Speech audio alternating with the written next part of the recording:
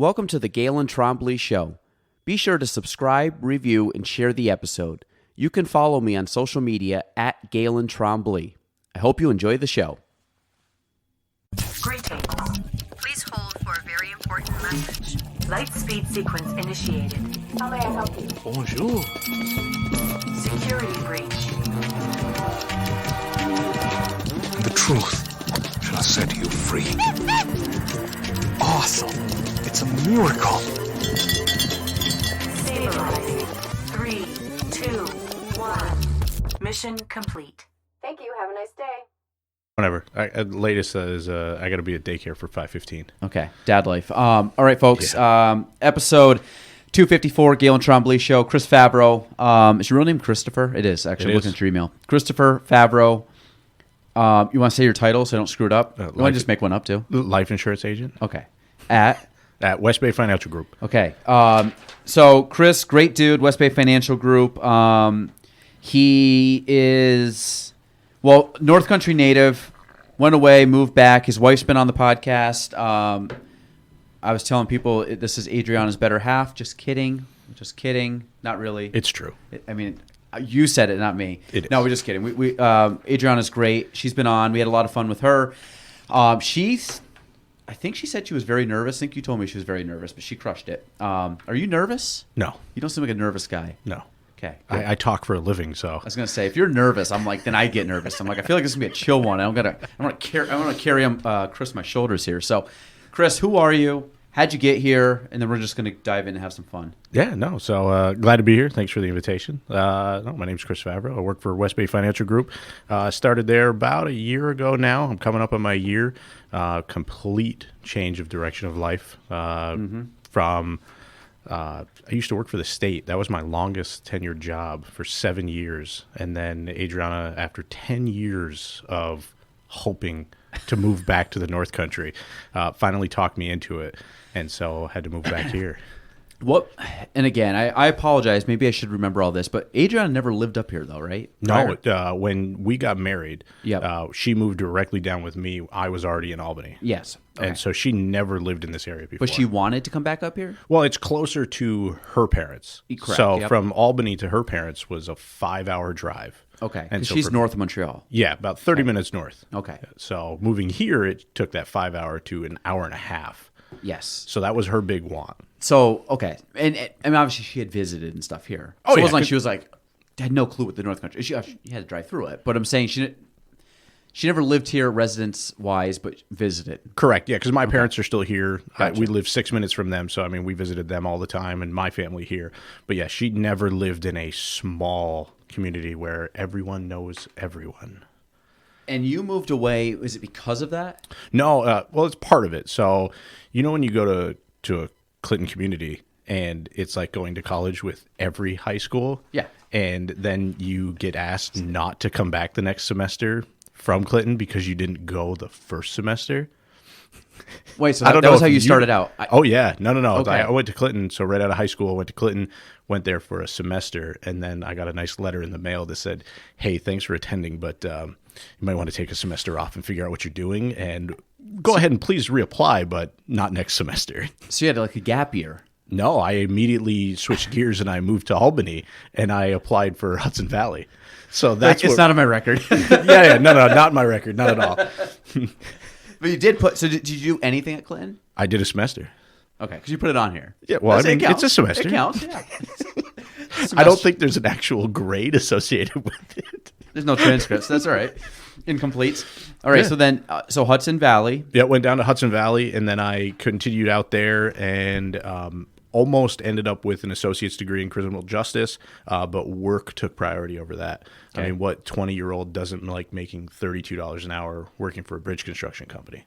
Yes. So I put more time and effort into the trades instead of school again, and went there for the full 2 years, but just was, I think, one class credit away from getting my associates, and just never actually went back to get it.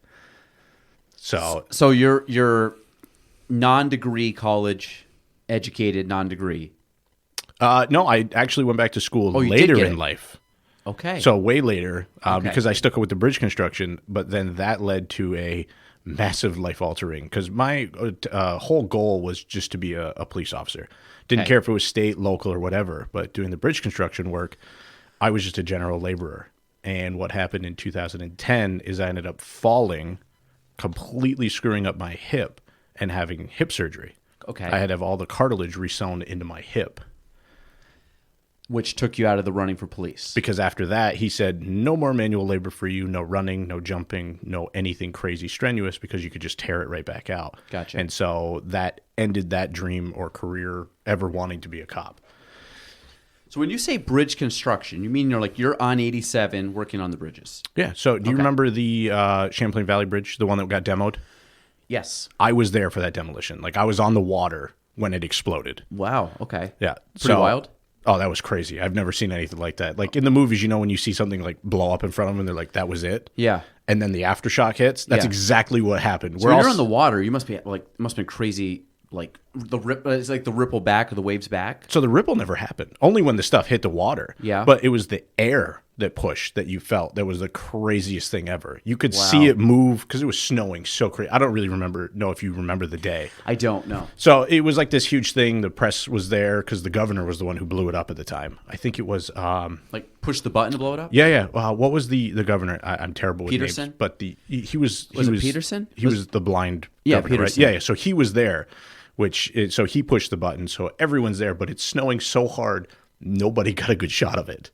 And so we're on the water, but it pushed all the snow out of the air. It was the craziest thing I've ever seen. And so then we were responsible for cleaning up the wreckage out of the water.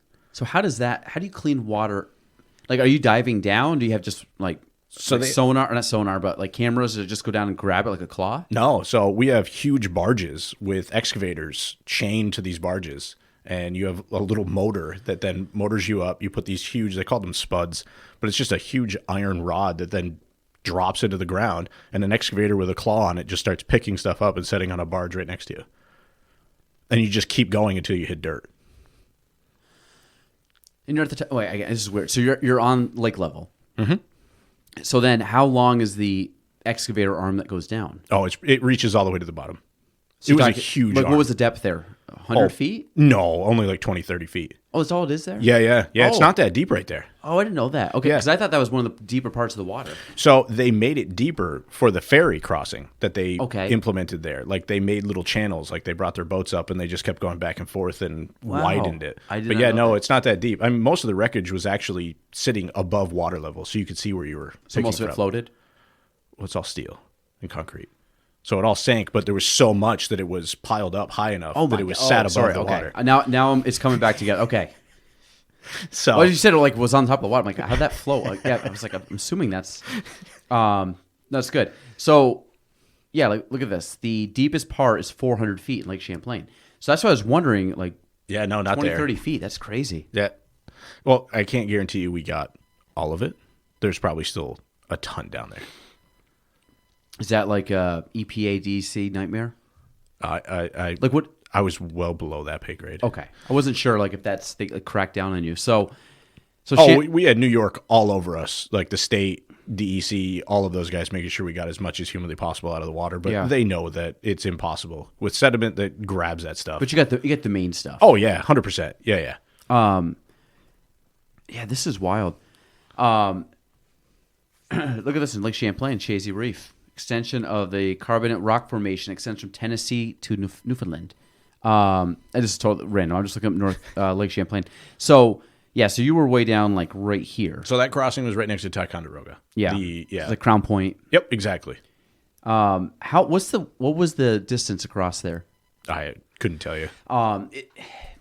Was it a longer bridge than Rouse's Point? I think it was slightly. It might be slightly. But it's about the same, right? It wasn't super. Yeah, it's pretty similar. Rouse's Point's got a pretty big gap here because I think it was here. Might be a little bit wider. So how'd you get into bridge? Like, so when you say bridge construction, was it just that type of bridge, or were we talking about like? I think bridge construction. I think going down 87 and they're fixing the bridges and you have like the work crews. So Yeah, no, I did all of that. Yeah, Okay. so I got into it because the family that I was living with, it was my cousins, and his best friend was related to the owners of this place. And asked him if I could get a summer job, and they said, sure. We always need more laborers and guys like that. So that's how it started, and then just stuck around with that for quite a while. But I did everything from redecking a bridge, building new, all that kind of stuff. I mean, did you rebuild the Champlain Bridge? Were you part of that? Nope, that was a different contractor came in to get that contract. So Gotcha. we were only part of demo, removal, and setting up of the ferry systems that they use to get the pieces out there. So when you look at, like, do you go to Montreal often? Yeah. I mean, when you guys go back to Adriana's family, like, Yeah. what was the bridge? The Champlain Bridge? Was that the new one they built? Yep. So I remember that post-COVID going up there, and they were starting to put those bridges in. Mm-hmm. And the thing, so, and again, now it's completed. It's like, Yep. When I went back, it was kind of funny how such a project was, without being able to go up there, how much, it had changed. But so when you're starting to put a bridge in, and it was, that's what, is that considered a cable now, the new one? Up there, is that cable stayed or suspension? I'm just looking at this chart. I don't even know if that's the correct terminology. The Champlain Bridge up in Montreal I feel like it's more like a cable. It might be suspension. It's suspension now. It might be, but it could just be. It could be a mix between cable and truss. So were you like this kind of stuff right here? So did you deal with this stuff on major bridges like that? Like, did you work on like any of the bridges downstate? Like the Oh, yeah. What was the old Vicenzio Bridge or whatever? It was like the Como Bridge now. Did you work on that? Oh, the Tappan Zee. No, we never. Was that Tappan Zee? Was Yeah, Tappan Zee the one? Oh, that no, one was the Throgs Neck. renamed into the Mario Cuomo Bridge. Yes. Okay. Yes. Tappan Zee. That's Yep. it. Okay. Yeah, our cruise spanned from anywhere all the way from up here to Plattsburgh, all the way out west. We'd go probably about 4 or 5 hours west, but then we also went almost into the city.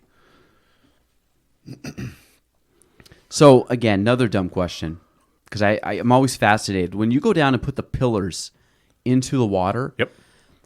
What's that process like? So again, I'm looking at when you go to Montreal and you saw all the pillars coming out of the water, and obviously that's what they build on. What's the process of anchoring that into the ground? So what they do is they build almost like a box around where they're going to put the footers. Okay. And they're called U channels, I think. Okay. That's what we call So it's them. like canals almost? So basically what it is it's a piece of steel that gets pile driven into the ground, and then each of them lock together. And what that does is that creates a sealed space, and then they pump that space out. Obviously, you can't keep all the water because it's not water sealed, but it keeps the mass majority out. And then they Gotcha. set all the pads to pour the concrete, and then they put the steel in because everything is reinforced with, what's the word? The iron rods. Rebar? Yes, rebar. Okay. So that's all in there, and then they pour the concrete on top of that. So, I mean, and you can make those, like when you go in the water. So again, I'm going with the one in Montreal because that's the one I, recently have seen.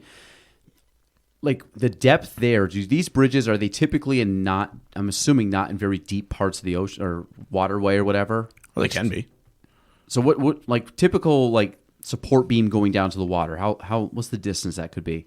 That I don't know. Could be a couple hundred feet? It could be. That's wild. Yeah, no, and it fascinated me. Bridge construction, it still does. Like I still look That at and bridges skyscrapers. and all of that stuff, and Yeah. the structural engineering of all of it. I always joke. We had one guy who he was one of the engineers. I believe he was anyway, but he was the one who everybody went to for math. But he had a very dark past, and he used to be a heavy drug user, alcohol, all of that stuff. But the smartness of him. And what he would do is when he was thinking, he would put in a double horseshoe of chewing tobacco. Okay. And then he would smoke a cigarette. Yeah. So there's so much nicotine going into this man. And then he would sit there with a soapstone on the side of the road, and he would write out all the equations to make the bridges meet, because you never build in the middle out. You build from each end in. And the calculations to make sure that they line up, it's kind of got to be precise. But he would sit there and he would do the math on the side of the road with a soapstone. And these guys that can do this is just so fascinating to me that it comes to them. So he was like the Will Hunting of. Yeah, he of, really was. Wow. Yeah. So, like when you watch, so again, I know bridges. So that actually, was what I thought they did. I didn't know. Like, I've never looked up how they made bridges. All the times I go over and I'm like, how the hell did they do that? And I was like, they must have to suck the water, like make a chain, like you said, make a box. Yep. Basically unflood it, whatever. Have you seen skyscrapers being built? No. So I think what skyscrapers do, it's almost like this climbing apparatus where they build up and they keep, I think it's almost like it scales the building where they kind of keep moving it up the building. I know it sounds weird. It's like a spider moving up. Yeah. And then they keep pulling stuff up. But anytime you see like New York City or whatever, you see these massive cranes like, tens of whatever stories up. It's just fascinating how they're building all these things like that high in the sky. It's just, it's like the engineering of it's really cool. Oh, absolutely. And then you look at like how, imagine trying to bring all of your work equipment up in New York City up like 80 stories to make, the 80th floor. Yeah. Like it just, I know obviously it's like people that are in the field, like it's not that hard, but it just seems for like the layman's person looking up at them, like that is just unreal. Which imagine like go back in like the 1920s, they made what I think the Empire State Building was like 1930, maybe. So like when you go back at that time period, you see the Empire State Building go up, which is the same size as it is now. Like how mind-blowing that must have been back then. That they got it all up there without the technology of today. Yeah. It's like when people say the pyramids. Like I think the same thing. I'm like, how these... I think like the pyramid building is like everybody's freaked out. Like is it aliens, all this crazy stuff? Like it could just be something simple. And they're like, actually, all we did was this. And you're like, we've been really overthinking this for thousands of years. Yeah. I don't know. I don't know what the equation would be to build that, but so okay. I think this is great. I wish I was smarter with this kind of stuff. So bridge construction. Yep. Previous work, New York State Parks and I'm just gonna go through a bunch and you can dive into them. New York State Parks and Rec. Worked on equipment database, park ranger, police dispatch, assistant quartermaster. Yeah. It's been a lot. So how old are you? 36. Wild. Well, what led me to the state was the job at bridge construction. So when I got... Was that a private or was that a state job? Private. Okay. So when I got injured working for bridge construction, they moved me into the office. Instead of saying, well, thanks for working for your years, like, okay, bye. Yeah. We can't use you anymore. They moved me into the office, and I became the assistant equipment manager. Okay. And I helped track all the movement of the equipment from job site to job site, because you're talking hundreds of thousands of dollars worth of equipment sitting on a site. Mm-hmm. And they needed a way to track it. They had no database, no nothing. And that started my liking or the idea of databases and computers. Now, obviously, computers have been a part of our lives forever. Like, we started in school with them. But it started to spark that interest in that. So I started working with the equipment coordinator, or equipment manager, and we started creating just a very simple rudimentary access database to track these equipments. And then it evolved into a Google Doc that we then started tracking them with QR codes. So like when they would show up on site, you'd take a picture of the QR code, It would log it in there. So that's what sparked that interest. So kept doing that.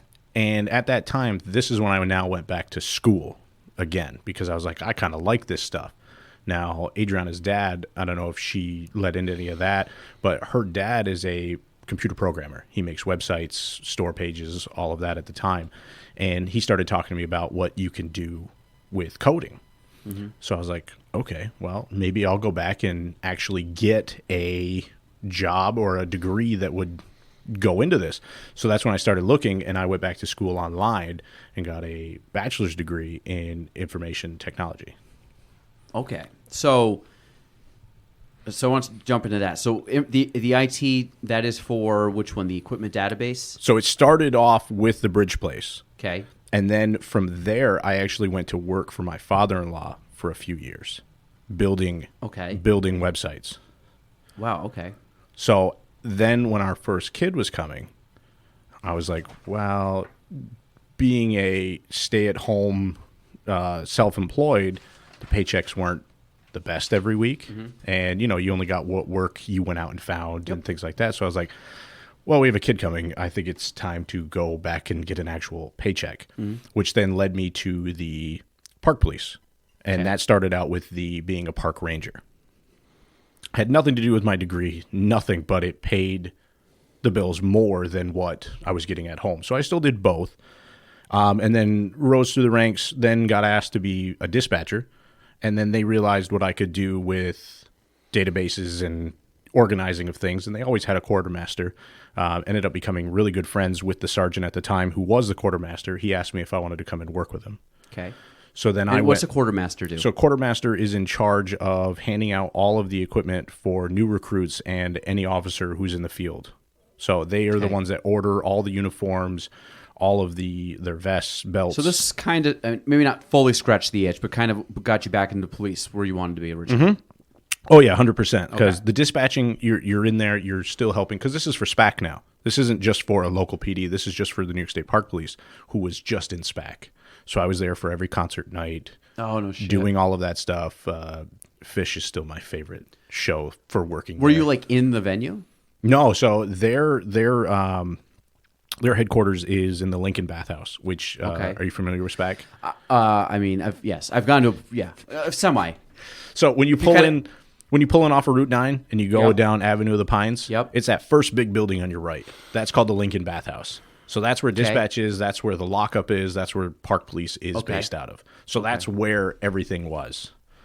So that got me into there and kind of like really being a part of it and wanting to be back in there. But obviously dispatching is way different than being actually out in the field. So, but I mean, some of the stories. So Avenue of the Pines. So if you go off of I'm on the Route 9, right side, right? Route 9's here. Yeah, because there's Gideon Putnam. Yep. So I've been to Putnam. Yep. So where are we? There's SPAC. There's Auto Museum. So go back. Where's 9? This should be 9 right here. Yeah, this is 9. So just past all these, so this is a tree farm owned by DEC. That's what all those... The Hemlock Woods? Yep. So that's like a DEC. So keep going up. That's Gideon Putnam. Also Avenue. Children's Museum? So right there, that first building that's considered Children's Museum of Saratoga, that's the Lincoln Bathhouse. Oh, yeah. I know exactly what it is. Yep. Oh, very cool. Yeah, usually, I mean, we drive by it. But it's a cool looking building, right? Oh yeah, if it's the one I'm thinking of. It's. Come on now.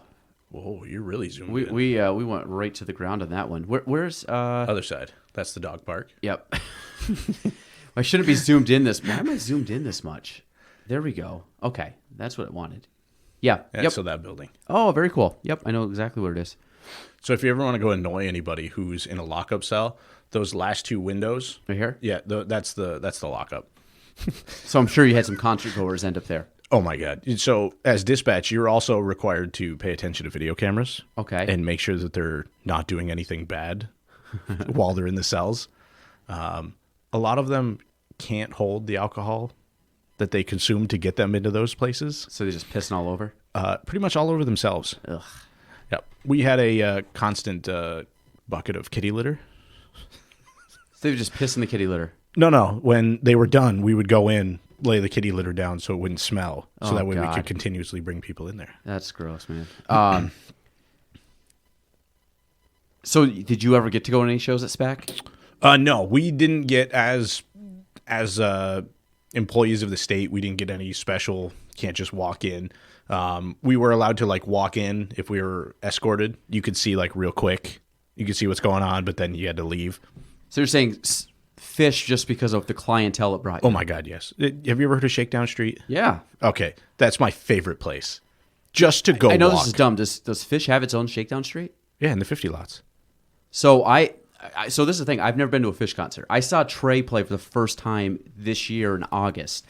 I've been to a Dead show, so I've been down Shakedown Street for the Grateful Dead or the Dead, and that's a wild time. Oh yeah, yeah, Shakedown Street. So we were in Albany, went down the Shakedown Street. This is for a Dead show. Walked down through a bunch of hippies. Actually, I'll show you a funny clip.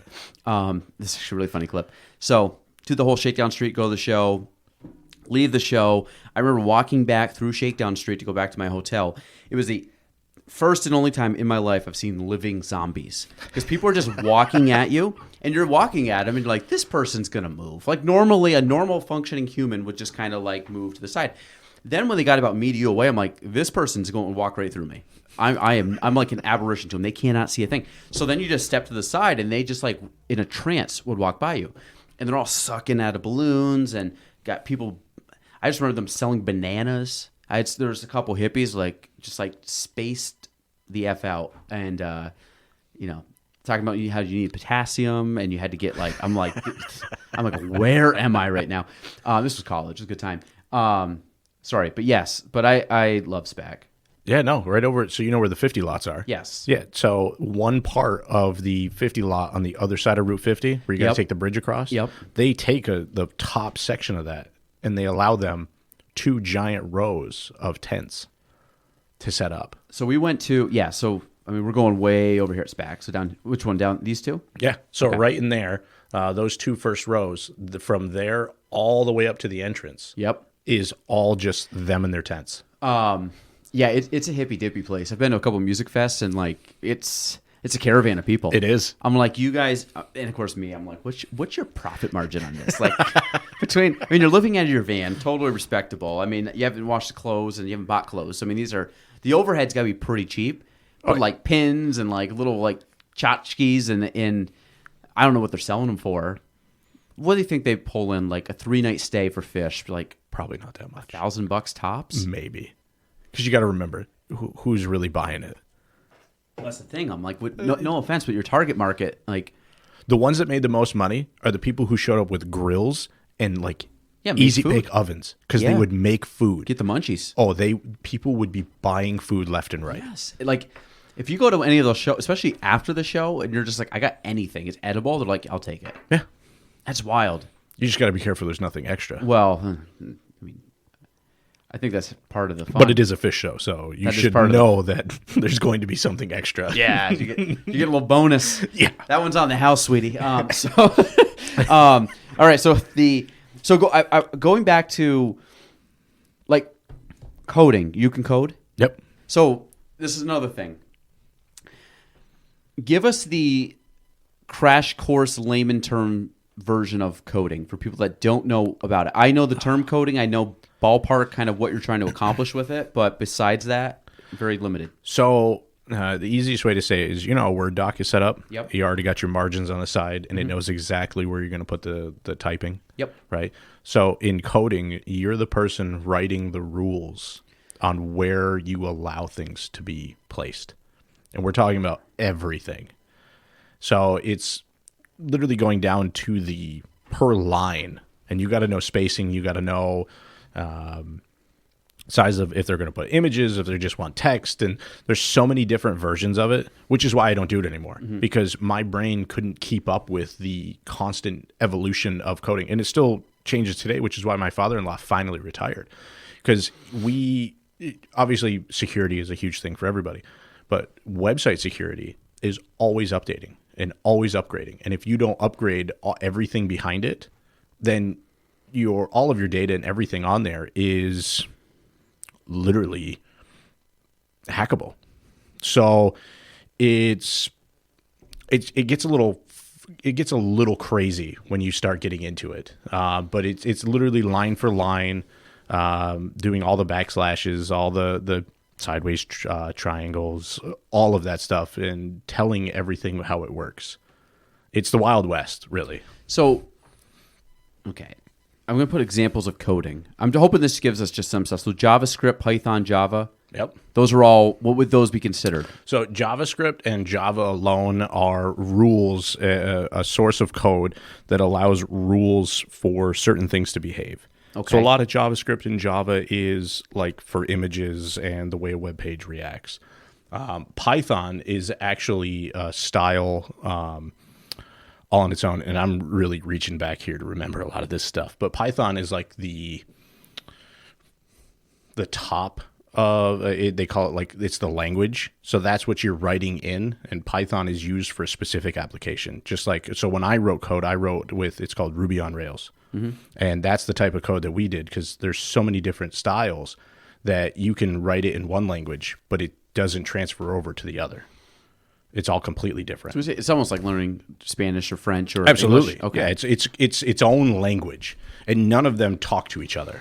So it's not really. So if you understand one, you could completely not understand the other. Correct. And if you wanted to insert, so we used in what I did, we used a lot of JavaScript and pieces like that. You'd have to tell it, hey, you're going to interpret this as this. And you physically had to put it in to say, hey, this is what you're reading. And if you didn't, it would just come up as, I have no idea what that is. So when we're looking at this, this is on the screen. Again, people you're listening, sorry, you're not going to be able to see this, but we'll talk through it. This page, just a little place for me to refer to. This is someone writing this, JavaScript coding examples. So when you look up here and it says like ap.load album, parentheses, album key, parentheses, semicolon, which is the top line. Yep. Do you understand that? No, not really. Well, really what that's saying is that, hey, the AP, you're going to load this album, and here's the key to go get it from my files. Because what's also really crazy is that everything has to live locally on the server that you're having it run from. So I'm going to say, I want you to load the album from this key. And you're going to have it in a folder, and it's going to have a key, and then it runs it from there. So you're telling the program, you're going to run this, and this is where I want you to pull it from. So when you go down below, like say under, so the next one down, that like kind of parentheses, like the weird squiggle parentheses, what's that do? So are we looking in the green? This one right here. Okay, so that is ending a line. That's saying, okay, I'm done with that command. Okay. Now go to the next line. And then that next one with the closed and then the semicolon, that's ending that entire group. So that's a group on a page. So it's saying this portion of the page, you're going to do this work. Now I'm ending that. I'm now moving down the page. When you say down the page, this is like if you're on a look on a website, yep. This is this block, and then you see another block of information. A lot of coders will put them in blocks so they're easier to manipulate if things have to change.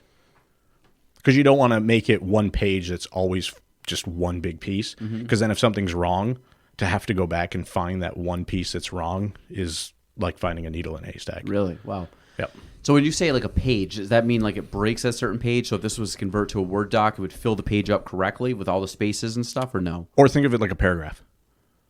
But So you have one paragraph, and Yep. then you have the space to go to the next paragraph. But it would still, like if I pull this up if I pulled this up and pretend this piece of paper is like the screen in the Word doc, would it all fit on this like nicely, or would it not? In theory, it should. Because As long you as programmed it to have the correct spacing. correct.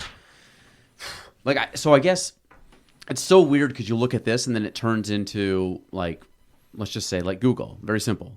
Like Google's all coding. Yep. So if someone went and coded the homepage for Google, are they coding everything for like all these little drop downs and my face up here and then what this is and then the search bar and the microphone? Yep. So all of that would have a code and would tell it where to place it on. See, that's the thing that like fascinates me with all the words and like how does it know to put this? Like I think of when I'm designing this, like give me Canva so I can visually see where it's all going. So this just works purely based on like characters. Yeah, and the only way that you know that it fits is then you have to run it and have it generate a page so you can preview it.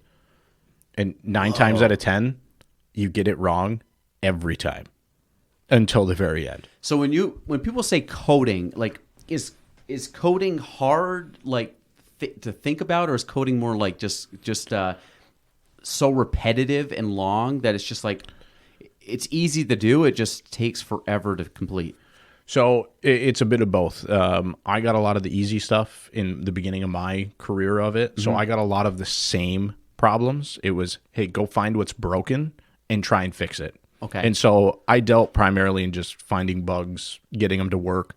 But for someone to generate an entire thing on their own, it's mind-boggling to understand how everything has to work together. Because one piece of code can throw the entire page down the drain that you want to work. So is everything that's digital have code? Yes.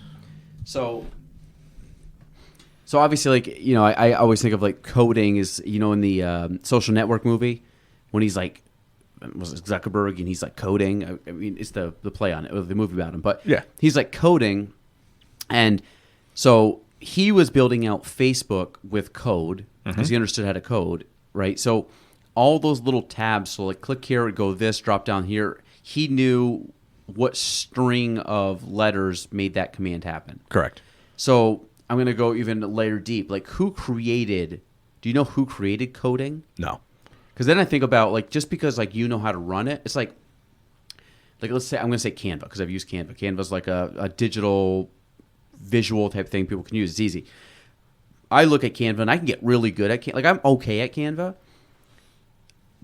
but someone created Canva. I just know how to use Canva. So it's like, Right. whoever would, like, put all these together and said, this is how to make that command, and came up with the idea to make that even happen, and then someone just to say, like, oh, I just know how to put those in order to make it, to me seems like two wildly different levels of thinking. You want to go one deeper? Yes. That all converts to ones and zeros for a computer to understand it. So now that's the other thing too. So we're talking about like binary code or whatever, and it's going back 1010.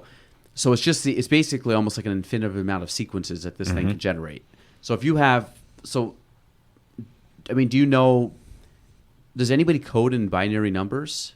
There's probably some freak that does it. Some people do. I've never seen it. I've never wanted to see it. Okay. My brain has a hard enough time processing the words that don't even make sense, as you can see. Some of those aren't even words. They're just squiggly lines. Yeah. Yeah, there's like an exclamation So- point, equal sign this. It's kind of like when you use Excel and you can put in like the math equations in Excel because it's similar, but you got to, but again too, like you could have a whole book and look it up, or you could just memorize it, which is obviously quicker. Right. So some of these people just memorize this like, Oh, yeah. like English language. So, Yep. Now, there are tools to help people go faster. So, like what you're seeing here, I believe that this is, what's it called? There's an actual program that you can say, hey, I'm going to be coding, this is my language, and it'll actually help you pre-fill some code. is it like AI when they talk about coding with AI? No, it's not AI because I use the pre-filling programs, but it was well before AI. Basically, they took a collaborative of everyone's stuff, and they just said, okay, you're trying to do this. Okay, here, just click this, and it'll help insert it. So to help you move a little faster. Because it's kind of like this has been this is kind of like a file or a setting that's been used quite often. We know it works, and Correct. just use it. And then you can Yeah. tweak it if you wanted to. I've actually never talked to me about coding. It just fascinates me how this stuff is all put together. Yep, and 90% of what I learned has been purged from my brain. Because it's just a constant, non-changing, evolving language, really. Yeah, I'm just looking at this. It's almost like a big math equation you're trying to figure out. So like string total equal greater than less than whatever that sign is 0.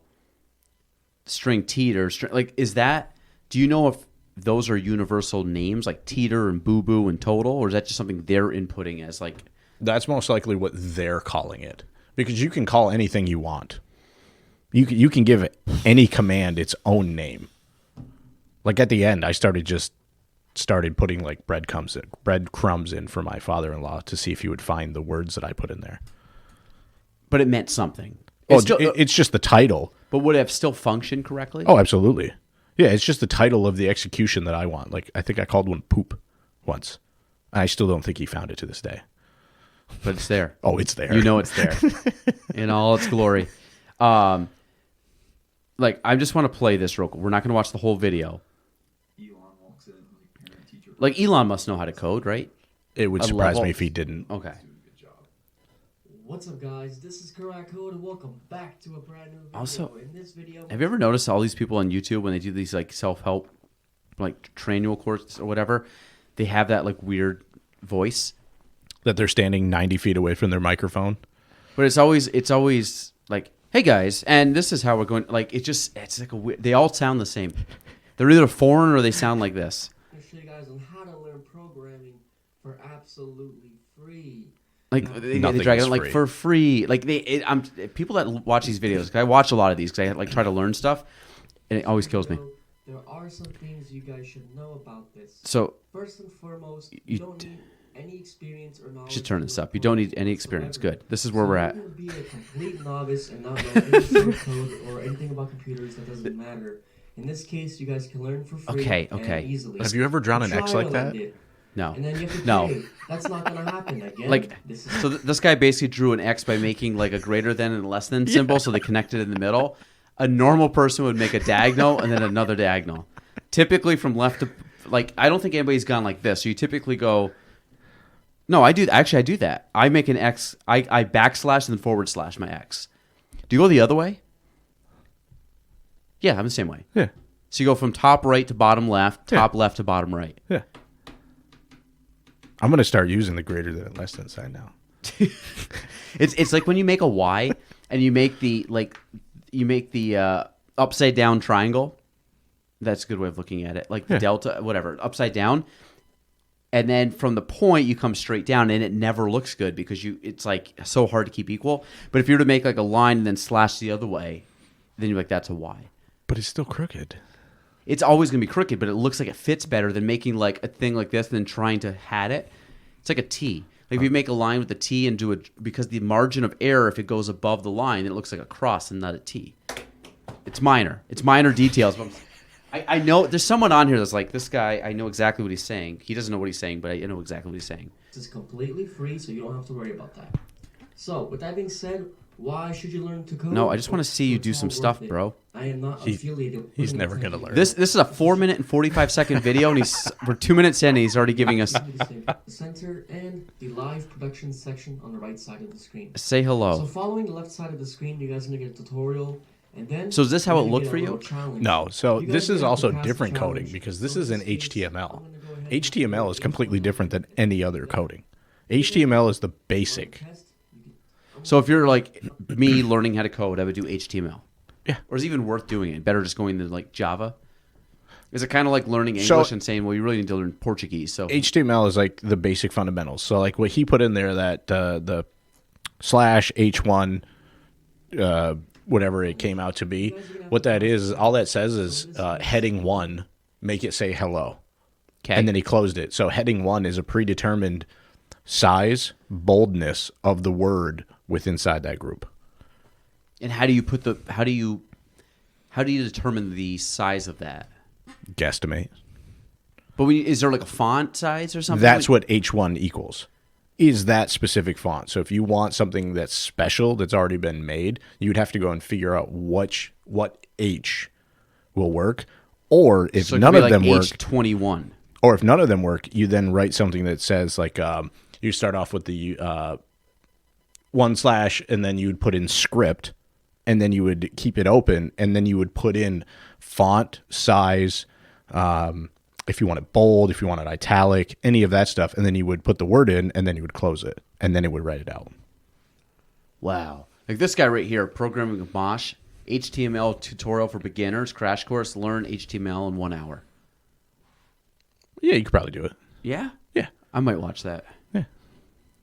And did you notice these two videos have the same exact title? Two different dudes, same title? How I would learn to code if I could start over. How I would learn to code if I could start over. One is 9 minutes, and the other is 13. And one is capitalized, one is not. So I feel like they both did their homework and knew like people are going to click on this. Okay, sorry, but I'm fascinated with coding and building. So building bridges, that's wild. Well, So when's the last time you coded? You said a long time ago. ooh, probably 2013, 2014. And when's the last time you worked on some bridge construction stuff? Oh, 2010. So it was even longer. Wow. Yeah. So this is. So how many jobs have you had in your life? Oh, what do we got on there? 1, 2. Is Parks and Rec the same as working on equipment database, or am I just going by where the hyphen or where the backslashes are? No, so Parks and Rec, that's the main agency. Yep. So when I worked for the auditing department, that's what the database belonged to. Okay, so you have bridge construction, New York State Parks and Rec, park ranger, police dispatch, and assistant quartermaster. Yeah, and then before all that, before I left, I also worked for a company called IBA, which is International Buyers Association. Okay. They deliver farming supplies. And then I used to work for Eckerd Drugs, which then was Okay. bought out by Rite Aid. Okay. And then I worked for both of them. Do we have an Eckerd's up here? We did. used to. Yeah, I It's remember where that name. there's a dollar store now. Because it I went mean, you from... be more specific. You're not wrong. No, no, it's right next to Starbucks. That used to be Eckerd's. on the left-hand side of Starbucks. Yes, then it went to Rite Aid. And then it went to Rite Aid. Because Starbucks used to be a Dairy Queen. Yes, it was. So like that's my fondest memories of that look. Now I get my haircut there, and I love Starbucks, so that like works out. But wow. Which, I mean, your next closest Dairy Queen is only Malone away. So Dairy Queen is like, this might be a little hot take.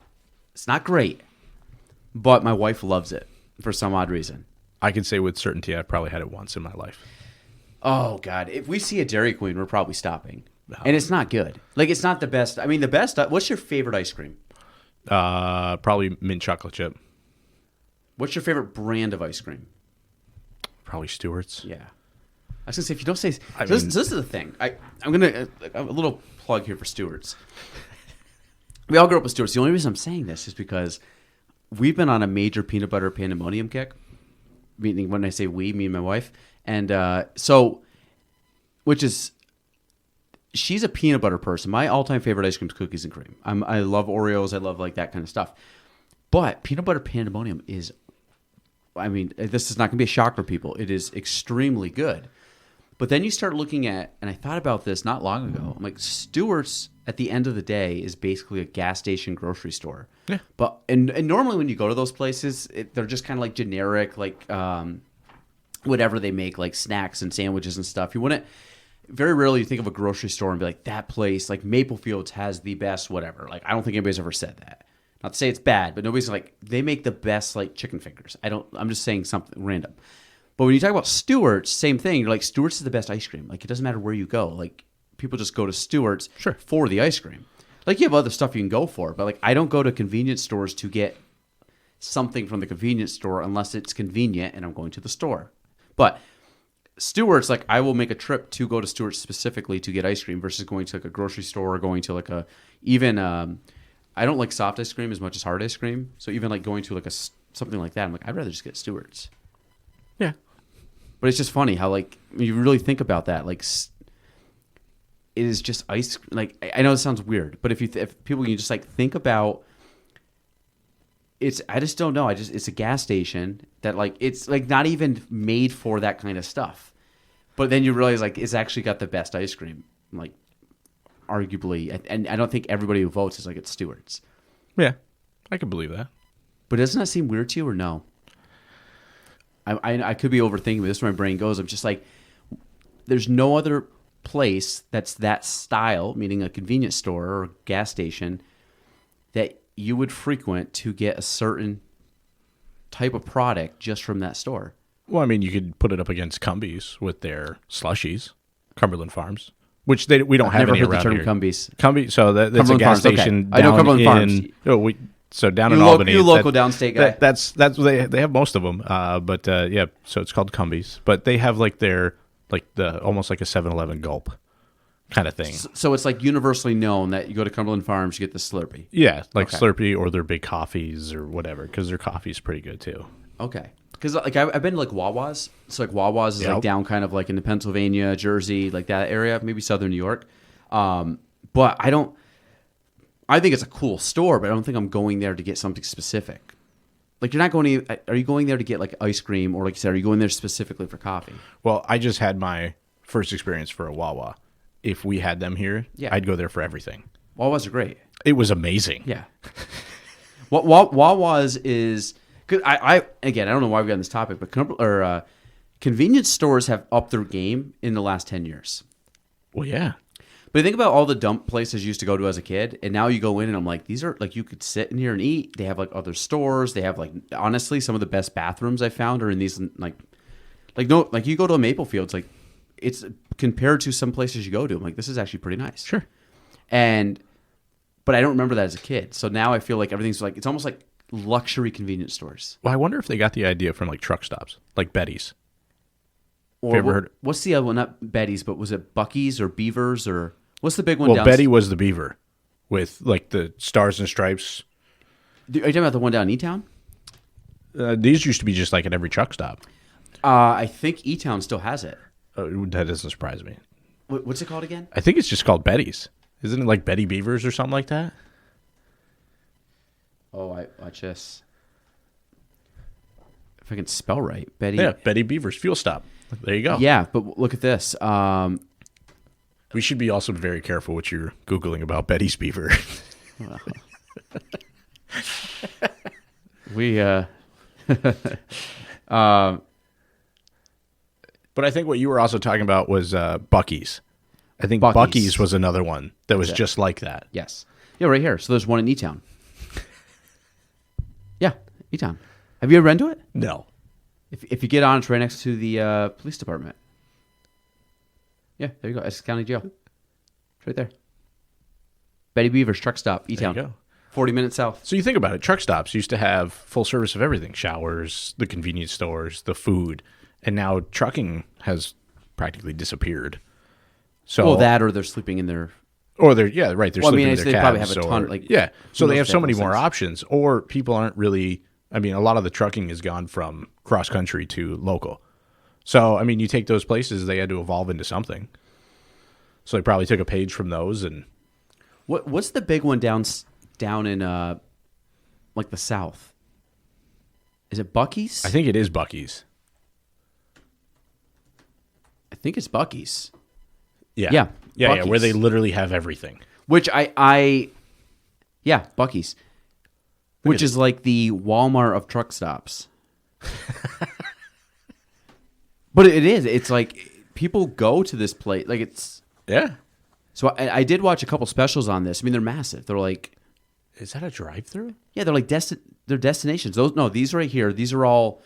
That's all gas. No, that one right there. Is it, or is that a car? Car It's wash. a car wash. I thought they were driving in. No. Oh Well, yeah. well, you know that they have drive-through liquor stores down south, right? No.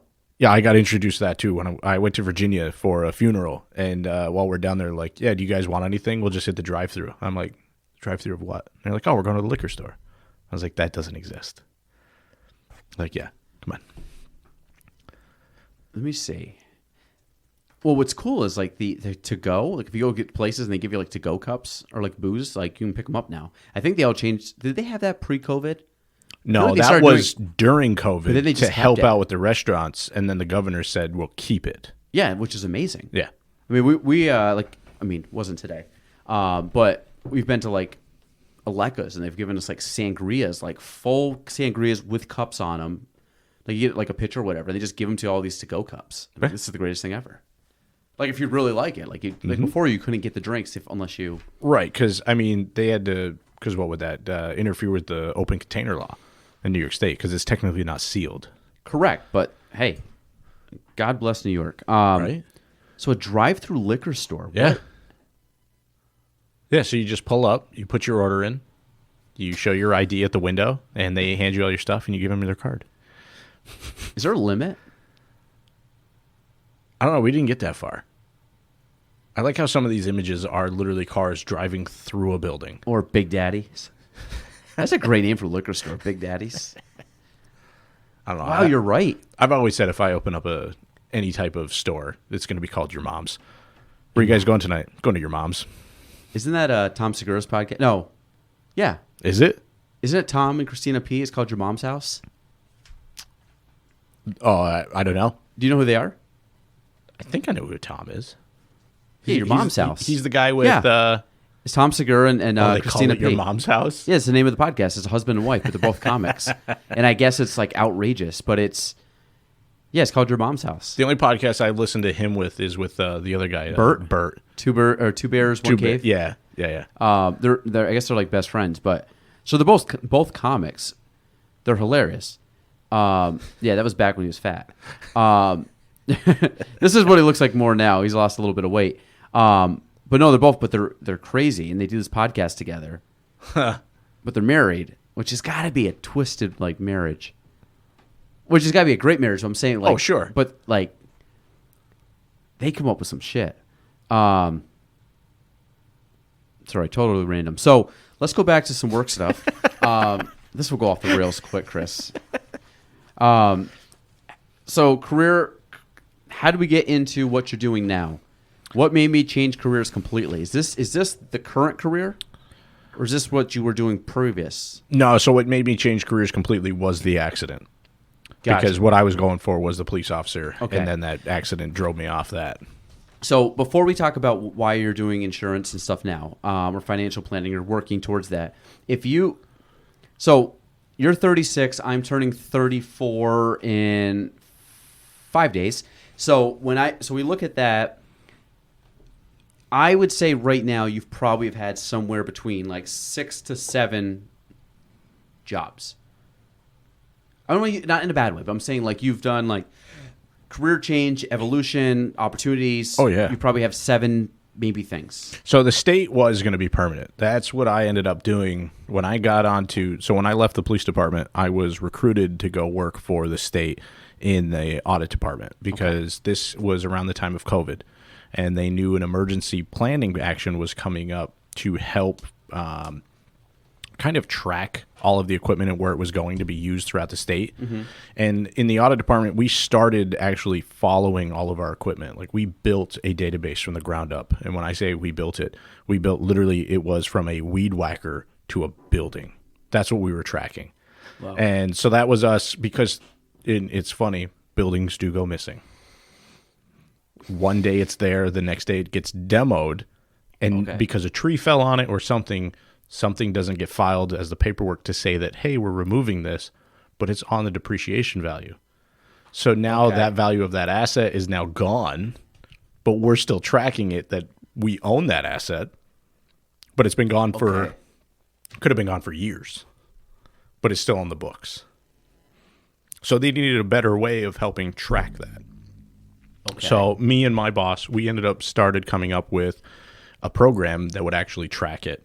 And the best part about that job is I got to travel to every single New York State park in the state. And how many are there? Oh, I think there's 100 and probably more, 136. Wow. There might be more, some of the smaller ones. But so wherever there was equipment and wherever we housed it, I got to travel to. And it was awesome to see every park. And then you go there, you get to see all the equipment, you get to see just help them arrange it and kind of figure all that stuff out. And then we started the system of tracking it. COVID happened. They created this new system that linked all of the state agencies together and allowed the sharing of that data. Mm-hmm. So in the event of a natural disaster, we'll say flooding, if state parks had boats that weren't being utilized and somebody needed them, they could request it. So they'd have that opportunity to say, hey, I see you have 5 boats in the area. Can I take them because I need to go out and do such and such? So that's what started that. And that ended up becoming like a real passion project. Loved it. Loved every second of it. And that's what my role was evolving into, was to be in charge of that database, tracking it, finding all that equipment, figuring it all out, and then just continuously maintaining it, really.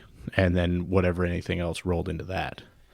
And then I don't say it's her fault, but I mean, it's her fault. Then we moved here. Well,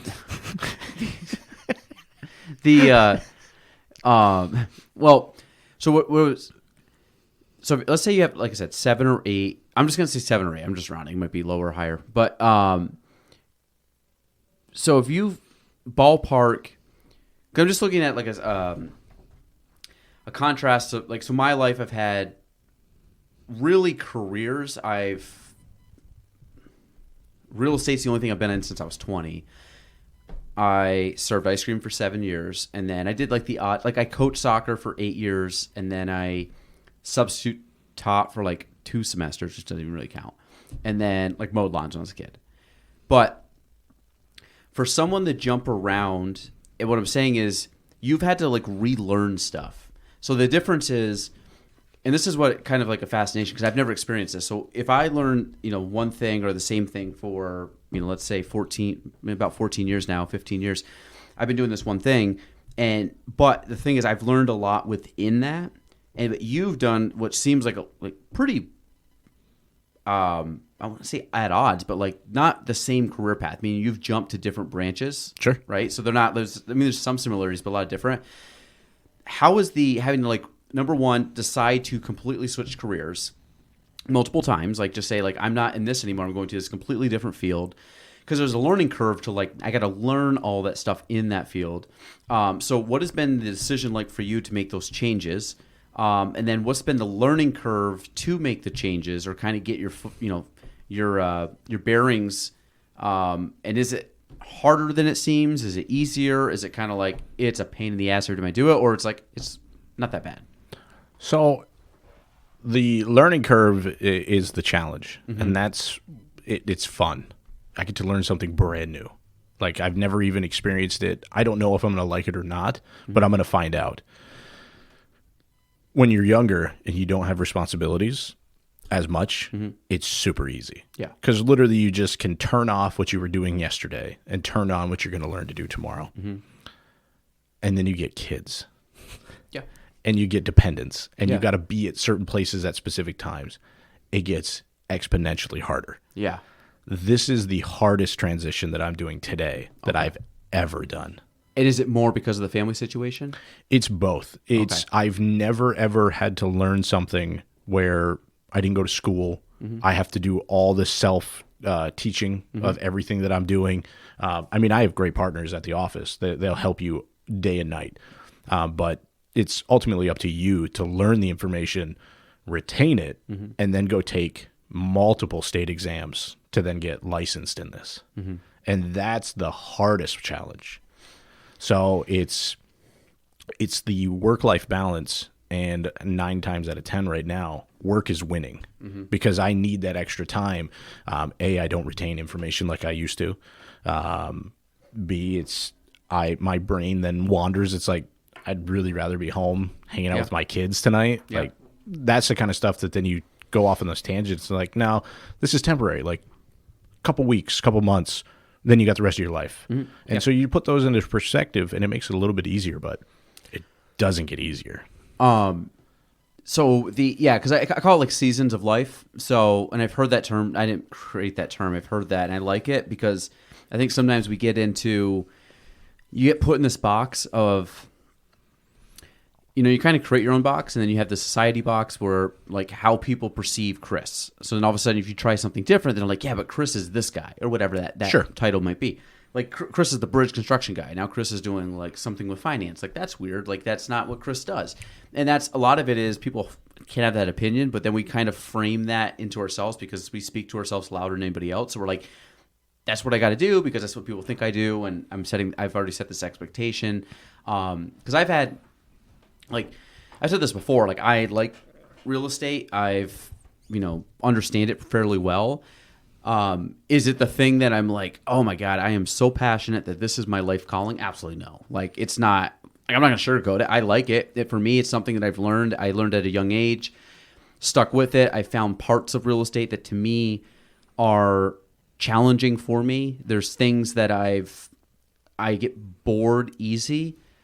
Not that I won't stick with something. It's not like I'm like shiny object syndrome every 6 months. I'm like, I have long-term goals and plans, but like once there's one big goal that I accomplished that I had set was like a 10-year goal. And I got to that goal and it's like, okay, cool. Like I did it and I like blew it out of the water. So like I overshot it in a good way. And then I was like, you know what? If this is what I have to look forward to for the next 30 years, I'm going to be bored as hell. I will be like on paper, probably, fairly successful, but deep down, I'm like, I'm going to hate my life. Like, it's just not fun. So for me, like the last 2 years, I basically took a big step back, went into like miserable land, knowing that it was going to be something I could propel my career / sanity interest forward. But for my thing, it's like this is probably the closest I've come to taking a career shift, even though it's in the same industry. And it's tough because, like I said, I was learning a lot of things I had never learned before, but I knew like I have to kind of go seek out how to get to this next thing and then build back and then try to figure it out and then realize like, oh, okay, this is going to be a couple years of just when I say couple years, I'm talking like the family responsibilities on top of it. So like what probably could have took me a year is going to be, 2 to 3 years. Sure. But then you start looking at like having to learn it and then having to have, like you said, that exhaustive energy of like I'm overthinking, not overthinking, like I'm burning every brain cell I have to try to accomplish like what I'm assuming you're doing now, studying and trying to learn this thing because it's not natural to you. And then once it becomes natural, like I can take my foot off the gas a little bit because I've kind of like got past that initial like learning curve, trial by air or fire, whatever you want to call it. So have you experienced that every time you've taken a step back and to do something? Because usually you got to take a step back to go forward. Because it's like, okay, I got to pause. And maybe you were, whether it was making a certain amount of money or if it was just purely like time and energy of like, I'm comfortable. Like this is easy because you know it. Sure. To say I'm stepping back and now I'm going to work harder because now I got to get back to where I was before. So it's almost like this reverse loop that you're doing, knowing that it's like a slingshot. You're going to take a loop back to shoot back forward. But it's like to take that dip back. Oh, yeah. No, this one was 100% the biggest dip backwards that we've ever done. So my job before this, I was with Casella. And that was a salaried position doing sales, outside sales for them. And to take this job, I turned into a 1099 contracted employee. And you're 100% 1099? 100%. Yeah. So no income unless you go generate it. And to be able to have to do that while learning at the same time, that was the biggest decision. And I didn't make this by myself. So you're wearing both hats right now. You're doing the training on top of the working. Oh, yeah. Okay. Yeah. You have to do both at once. And if you don't, it's like sink or swim kind of thing. Well, you have to do the selling just to have the income, and then the training is going to propel Correct. yourself. So in a perfect world, you'd be like, I got enough of a nest egg, I can just study. Right. Now, a lot of people stop where I've gotten. So I got my life and health license probably about 5-6 months ago now. Okay. So I'm licensed in New York State to sell life insurance. Okay. The next thing that I'm studying for is to become a financial advisor, servicer, to do like retirement plannings and things like that. And that requires 3 tests to take for New York State. So you got to take your SIE, your series, whatever series you're going to take, and then the corresponding New York State test that they want you. So I'm getting my 6 and my 63 because I don't ever want to sell or trade my own stocks, which would require my 7 and 65. Okay. And what are those exactly? So those are basically what you have to learn is what it means for the entire organization, not just what you do as a representative. You understand how the broker dealers work, which is who manages all of the representatives. You have to learn all of the rules and regulations that go into buying, selling, trading. And what's really actually nice, I've never seen an exam focus so much on protecting the client than making sure that you're getting it correct. These exams are so focused on making sure that you know what you're doing in the best interest and protecting the person. Is it like financial advising? Is this like a fiduciary advisor? Am I thinking the wrong thing? Like, you have the ones that have like commission rates, and then you have ones that have like just fees. So it's solely based up to me. Okay. So I could do either one. We could set up a contract, and this is all hypothetical because I'm not licensed, so I can't do any of this. But if I am licensed, and you come in and you say, "Hey, I need help every once in a while," I can write up a contract and we can sign that, and then you pay me whatever hourly wage it is. Otherwise, if you wanted to have your accounts with me, I'm 100% compensated on the back end. Based on how well they do. So like the better you are skill-wise, the more money you make. Correct. So it's not just a matter of like, hey, I'm making a trade, I get paid. It's like, I got to make a good trade. Right. Otherwise, I don't get, yeah. But see, the nice thing is that I never have to do the trading. That's the great part about the organization that I work with. I bring the clients in, get them to understand that we have their best interests in.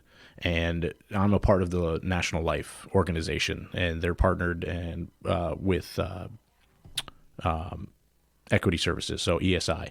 And what they do is we bring them in, we're the face, and then we hand all of their information off as to what they are looking for, and then they give it back to us and say, here you go. I mean, I have the ability to do that. I can do it for them.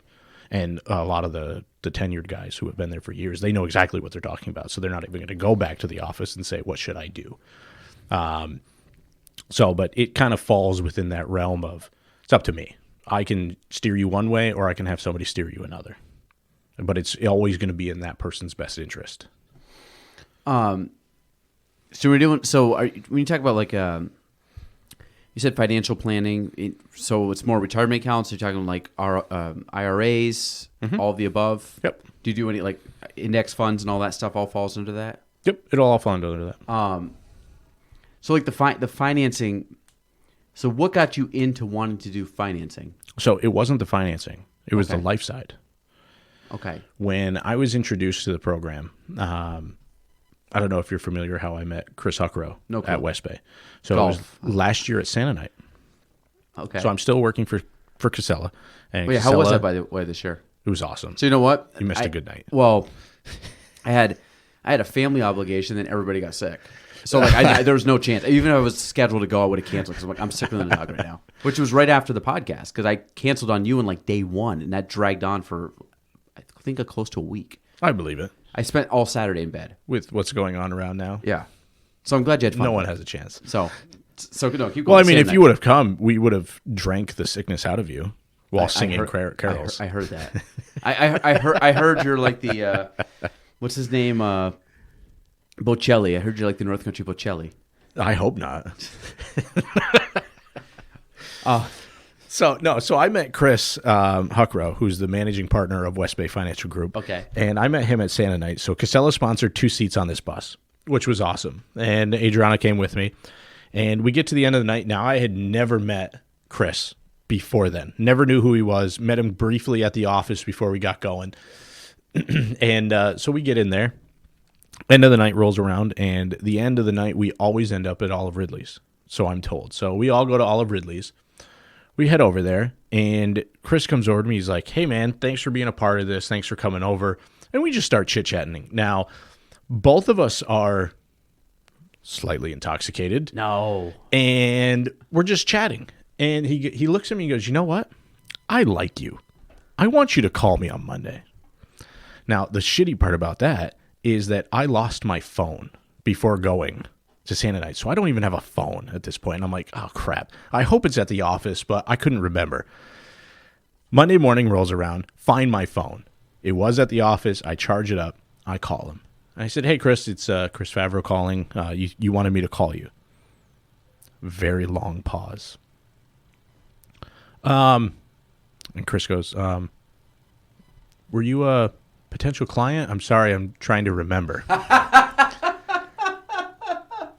And I go, well, we talked at Santa Night, and you said that you liked me and that you wanted me to call you. And another very long pause goes on, and he goes, oh, I remember now. Yeah, why don't you come into my office? Let's have a chat.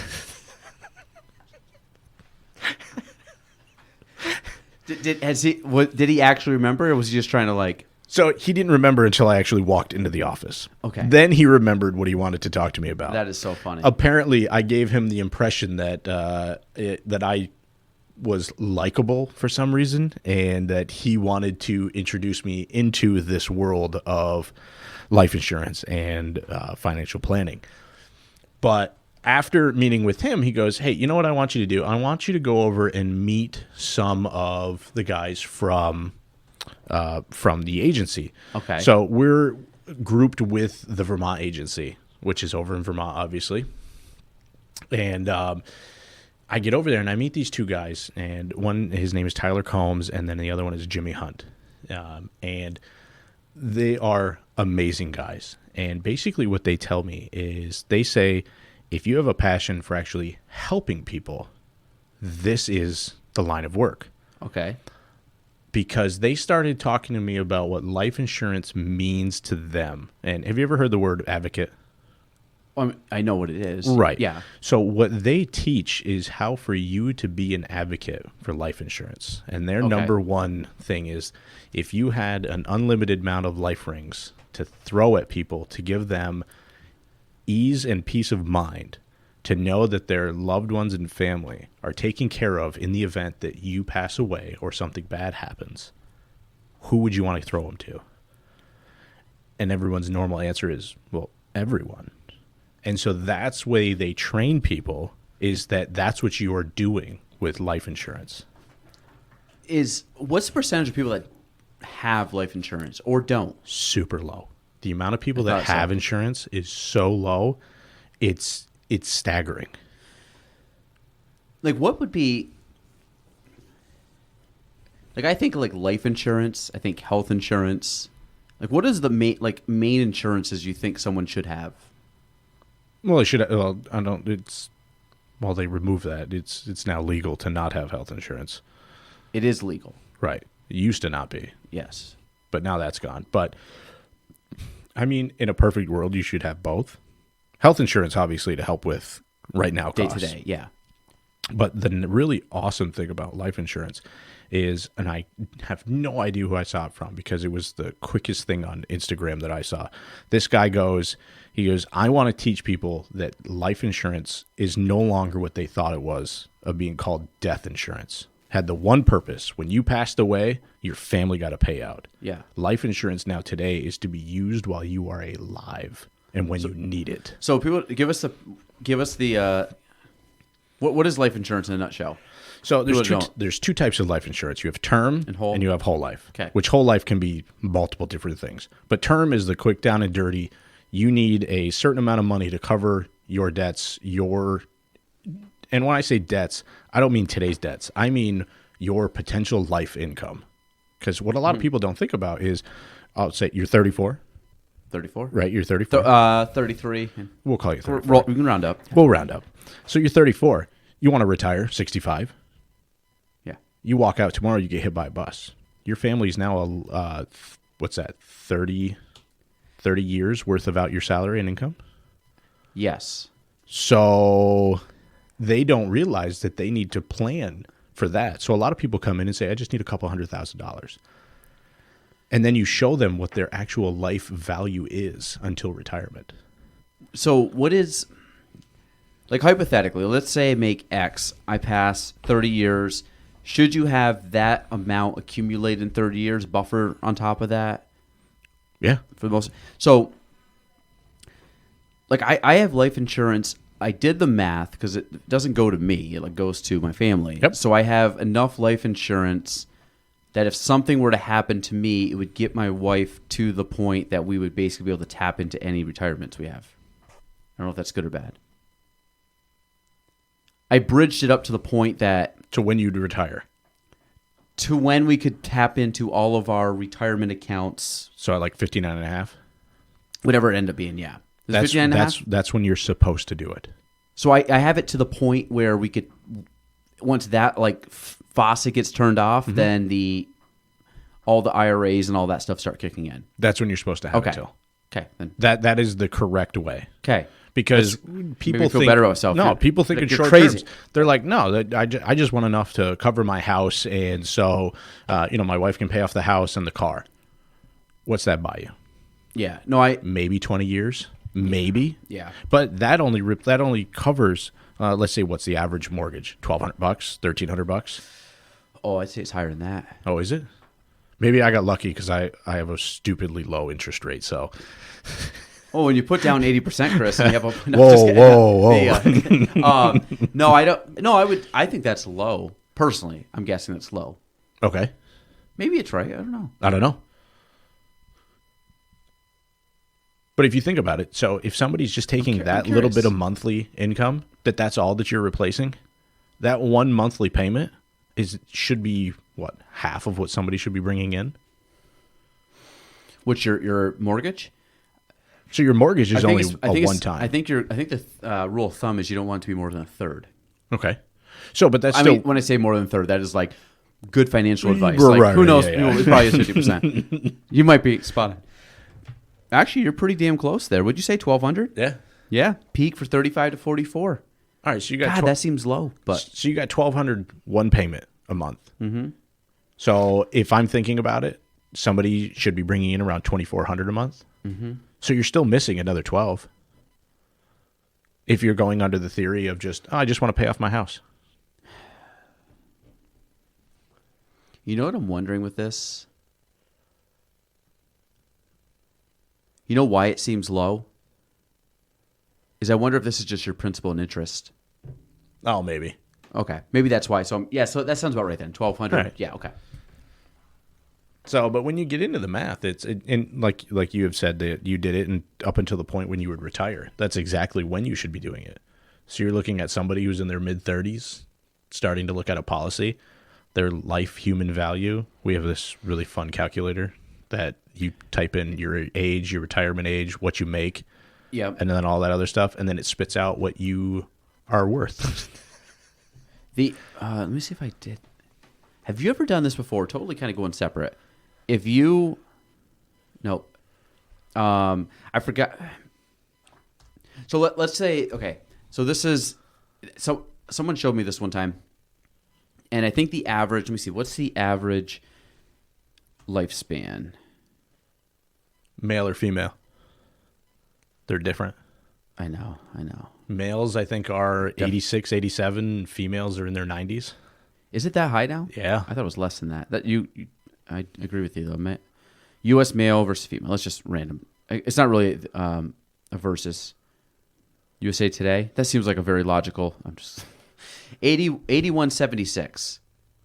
Oh, we use way bigger numbers than that. Is it better than that? It could be. Yeah. Okay. Yeah. So what? So if, I think males are in their mid 80s and females almost touch 90. Okay. So if you take mid 80, this is the equation that I'm going with. If you take mid 80, someone said subtract your age from that number. So hypothetically, like let's say, easy math. Let's say we're both at 50. So then you take 50, and I think it goes down to like 50 years you have left. I know this is depressing, folks, so stick with me here. But you have 50 years basically on average left in your lifetime. So then you start saying like, okay, and like hypothetically your 30s are different than your 40s, which are different than your 70s. Like you just have a different level of, or life, enjoyment, I should say. So, I forgot what another tweak was on that, but I think it was basically like your, I don't want to call it the useful age, but it's, for all intents and purposes, it is like your main part, your age, your enjoyment level, or whatever. Because if you're saying like, I would say as soon as you hit, those upper stages, let's say 70s and 80s, you're typically in a different stage of life, and you're kind of, Correct. So really, it's like if you're at 30, you could say like double our age, we're probably starting to hit a little bit of a decline. You're still going to have fun. I mean, I'm still going to be, trust me, like, oh yeah, be immature. But I think whatever I wish I could look it up. I don't know exactly what it was called. But if you subtract like the average lifespan from what you are alive now, and I think maybe it was the working lifespan or something, and you realize that most of us hopefully aren't working till we're dead. So then you look at 30-something years, maybe it's 20 years. If you're someone in your 40s doing it, you might be like, shit, I got like 15 years left. So really the idea behind it was like kind of like a kick in the pants type thing. Or like you said, if I've always wanted to do something and just haven't taken that leap of faith yet, then it's like, well, time's ticking, and then you'll be like, shit, I didn't want to work in that job for 30-something years. Right. So I think like you jumping around, I think is cool because obviously you're finding opportunities that interest you, or you're moving away from something that you tried and like, you know what, that didn't fulfill me in some reason. Now I'm going into something different. So to me, it's like it's like getting reps in anything. The more you do, the better you get equipped. But if you're like trying all these different industries, it's kind of like playing multiple sports versus like, I'm only going to play basketball. Right. Like, that's the only sport. I'm looking to play basketball. You can't, there's a lot of athletic movements you can't do. You can't throw, you probably can't kick, all those things. So then it's like you trying all these different fields. I would say you've broadened your scope of knowledge, and then you've also been able to, I think, have different insights into stuff where you can draw similarities and differences and kind of like what's important, what's not important. I think that's true? Oh yeah, 100%.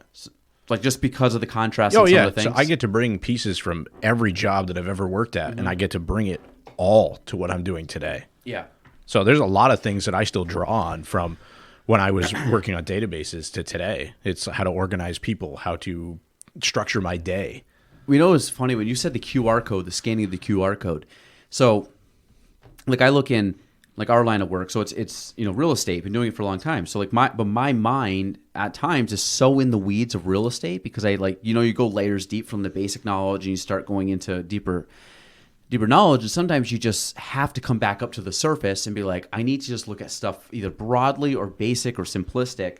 And like the QR code, you said it to me, and like my mind instantly went to a couple of things in our business. And I'm like, I wonder if that, and it's not QR code what you think with like advertising or marketing, but like tracking stuff in the business just via QR code. If we put a system in, then we always tracked it. Because I'm getting bigger on systems now, and but But that really has nothing to do with anything. You're like, I use this for, tracking and data and whatever you call it, management of all the material and stuff. But then I could take that and parallel into my industry, even though it's not something that we see in our industry. Right. So that's where I'm trying to draw, and I'm trying to experience more ideas from people that are in all different scopes and trying to pull out stuff. I'm like, I think I could apply that to what I do, even though it's outside the box for my industry, even though it might be, common knowledge in another industry. Right. Do you have a lot of those thoughts? Oh, yeah. Yeah. Yeah, bring stuff in all the time. And it's nice. It's nice when they parallel, especially if you it's nice find when something. they work. But like if you know something really well and you're like, I could easily apply this to new position, new job, new industry. Yep. And all of a sudden you're like, it's drastically better. And then let's say Chris. So how long's Chris been doing this? Oh, I think he's on like 30 years? 25, 27. Yeah, he's up there. So so if you look at Chris being in an industry like that, like I would say Chris has grown up with, he knows a lot. Yep. But then you also get stuck in this box of like, this is the way we've always done it, which is something that I'm always trying to combat of like, why? And I'm trying to question more things like, why do we do it that way? Like, is it legally we have to do it that Yep. way? Is it something where it's because it's always been done? So then I want to always audit it and say like, can we do this better? Or can we hack something from another system, industry, whatever, and, whatever, bring that in and change the system, where sometimes people that have been in it a long time are just so wired in a way that it's like it clouds the thinking in certain areas just because we've always taken it for, right. That's the way we've done it. So I don't know if that's, and again, maybe that doesn't happen to Chris, but I feel like most people that have been in for a long time, like I struggle with that all the time. I'm always like retraining my brain to think like, nope, just because you've done that doesn't mean it has to. So stop, like, and then really strip down that initial system, thought, practice, whatever it is, down to the basic components and be like, is that like, and one, is it legal or illegal? And it's like, well, there's no law Sure. for it or against it. And then I start questioning of like, this could be better. Minus the social pressure of everybody else being like, well, no, we do it this way. I'm like, no, but you don't have to. Right. And then you're trying to like teach old dog new tricks kind of thing. Yeah. So it's tricky, but Yeah. Take a break. take a break. Yeah. Yeah. I mean, I usually just roll and talk. You have a bathroom? Yeah. Okay. Is that cool? You can do whatever you want. Well, my eyeballs are floating, so. Yeah, go to the bathroom. He's looking at me like, you're just talking numbers now. I don't want to talk. I'm just going to keep talking. I was going to pause, but we'll just talk about Chris while he's gone. So what I was thinking, I'm going to try to find this life I don't think average something. And again, bear with me, folks. If you haven't already turned this podcast off, lifespan average, I think it's like working life, whatever it is. The whole point behind it is like most people, if you really calculate it and look down, and I think it's not necessarily like your average age expectancy minus your current age. You might take, let's say, 65 or whatever. So if I'm turning 34, I could say on average, if I wanted to work till 65, I would have or need to work till 65. I have 30 years to do whatever interests me. Now, you could say, like, I'm listening to this and I'm 52. Okay, then you have 13 years. So if you're like 13 years, I'm going to just kind of coast and stay in the job because it's comfortable and I don't want to ruffle any feathers, or I don't want to work harder to try to learn something, then don't stick it out. But there's some people that I think always in the back of their mind saying like, I would like to do X. Like I've always wanted to do that. Now, obviously there's life things that happen. Obviously, we talked about having kids, like that changes the dynamic. I'm way different now at 33, 34 with 3 kids than I was at 23, or different than I was just a year or two before having kids. The other thing too is your I want to say ambitions change. My ambitions haven't changed, but I've had to put a pause and reevaluate what's important. And I think, I think anybody that's had kids is, hopefully have done this and not just like run themselves to the ground or ruin family life. But my thing is like a lot of the goals I have from a business perspective will happen or can happen in time. But if I have to take a pause for, 10 years and really enjoy raising my kids when they're young and they still want to see me, which, I know teenage lives are coming around, is that you want to try, in my opinion, to do what you can when the kids are young. So Chris, what I was talking about, Chris is back, folks, ladies and gentlemen. I wish I had a clap track. Thank you. So imagine if you just got clapped for like basic functions in life. You're like, Absolutely. The other day, my son, he peed the bed late at night. He's 10. I'm just kidding. He's only 3. So he's 2.5 actually. So he ends up peeing the bed. So I take him out. I wipe him up. So this is middle of the night. So I'm swapping the blankets. I'm doing the whole thing. So as I'm doing it, and I put the sheet on, I put it on the bed. I look over, and he's sitting there, wide awake with his blanket, and he's like applauding me. And I was like, I felt, as funny as it sounded, I was like, buddy, this actually, thank you for doing that. He's like so excited that I was like making his bed. And I think he was just like, my bed's not full of pee anymore. Thank you. But Yeah. So what I was saying, I was rambling on about. I was talking about the useful life. I couldn't figure out the term. Okay. But what I was saying is that most people, like I would say I have 30 something years to, let's say 65. We're just gonna use that as a number. Like, let's say you're listening to this and you're in your early 50s. Could you say, well, I have like 12 or 13 years left. So then you look at, like, are you doing what you want to do in those time periods? And I think everybody, naturally, if you were to say, like, what do you want to do? You could say, like, I want to be a professional athlete. Like, for most of us, that's probably not realistic, which is fine. It could be. Work hard and make the senior whatever group. But ultimately, like, some people that don't like what they're doing, I think, either find something in the career that you're doing that you enjoy doing, so it then not becomes drudgery, or try to pivot and change direction. The pivoting change direction is tough because two things. You said kids, like that adds. And I was saying about season of like, what's your two kids' ages? 7 and 2. So yeah, we're in the same boat. So like, I look at like Christmas is coming up. My kids are pumped for Christmas, so we're doing a lot of stuff with the kids for Christmas. We're doing the weekend stuff, the evening stuff, just everything right now, because they still get excited to see me when I come home. They still get excited to tell me stuff. Like, Yep. I know that those years in my life are super like I said, my youngest is almost 3. I have even 10 years of him it's not going to happen. He's going to be 13. So like, I probably have him alone 6-7 years tops before he's like, I don't really want to talk to you. Now my oldest ones are even further away. So if I say like I have like 7 years where I was saying like ambitions don't change, you still want to be high achieving, but I've lowered my expectation knowing that my input to hit those goals is going to be less, so I'm saying like my season of where I'm at is I would rather take a career hit, but not miss the family moments. And then when that turns, which it will, they'll be hanging out at home but not wanting to talk to me. Or Right. I come through the door and they're not running up being like, Dad, I want to show you what I did at school. They're going to be like, day was fine. Like, I mean, it's realistic. So that, like, at that point, then I'll push on the gas more on a professional side, knowing that I'm not as needed. I say it's needed, bad word, but you know what I mean. Yeah. So then tweaking that. So I was kind of tying that into the working span of like, I have 30 years. So if I sacrifice 10 years for the whole young kid thing, and I'm not saying like sit on the couch and do nothing. Right. But I'm saying like, I'm not giving my 100%. I'm giving 100%. It's just spread thin between multiple responsibilities. Right. So when I can put more into the career basket, probably when I'm in my late 30s to early 40s, I hopefully, depending what I have interest in doing, and I like it, can still put in almost a full career post young kids that I can execute at a high level and really enjoy it. So I'm saying it's like balancing it. Oh yeah. But I'm saying that like the age exercise, I know this sucks, people, because I don't have it and I can't figure it out. So I'm just paraphrasing, and I'm terrible at that paraphrasing. But I think it just puts it in perspective, like how much time you have left that is useful time left. Right. If you're going to live to like 88, well, like I would say 80 to 88 may not be like the most useful time. So they're saying if you really strip it down, how many quality, maybe that's what it's called, quality years. How many quality years do you have left?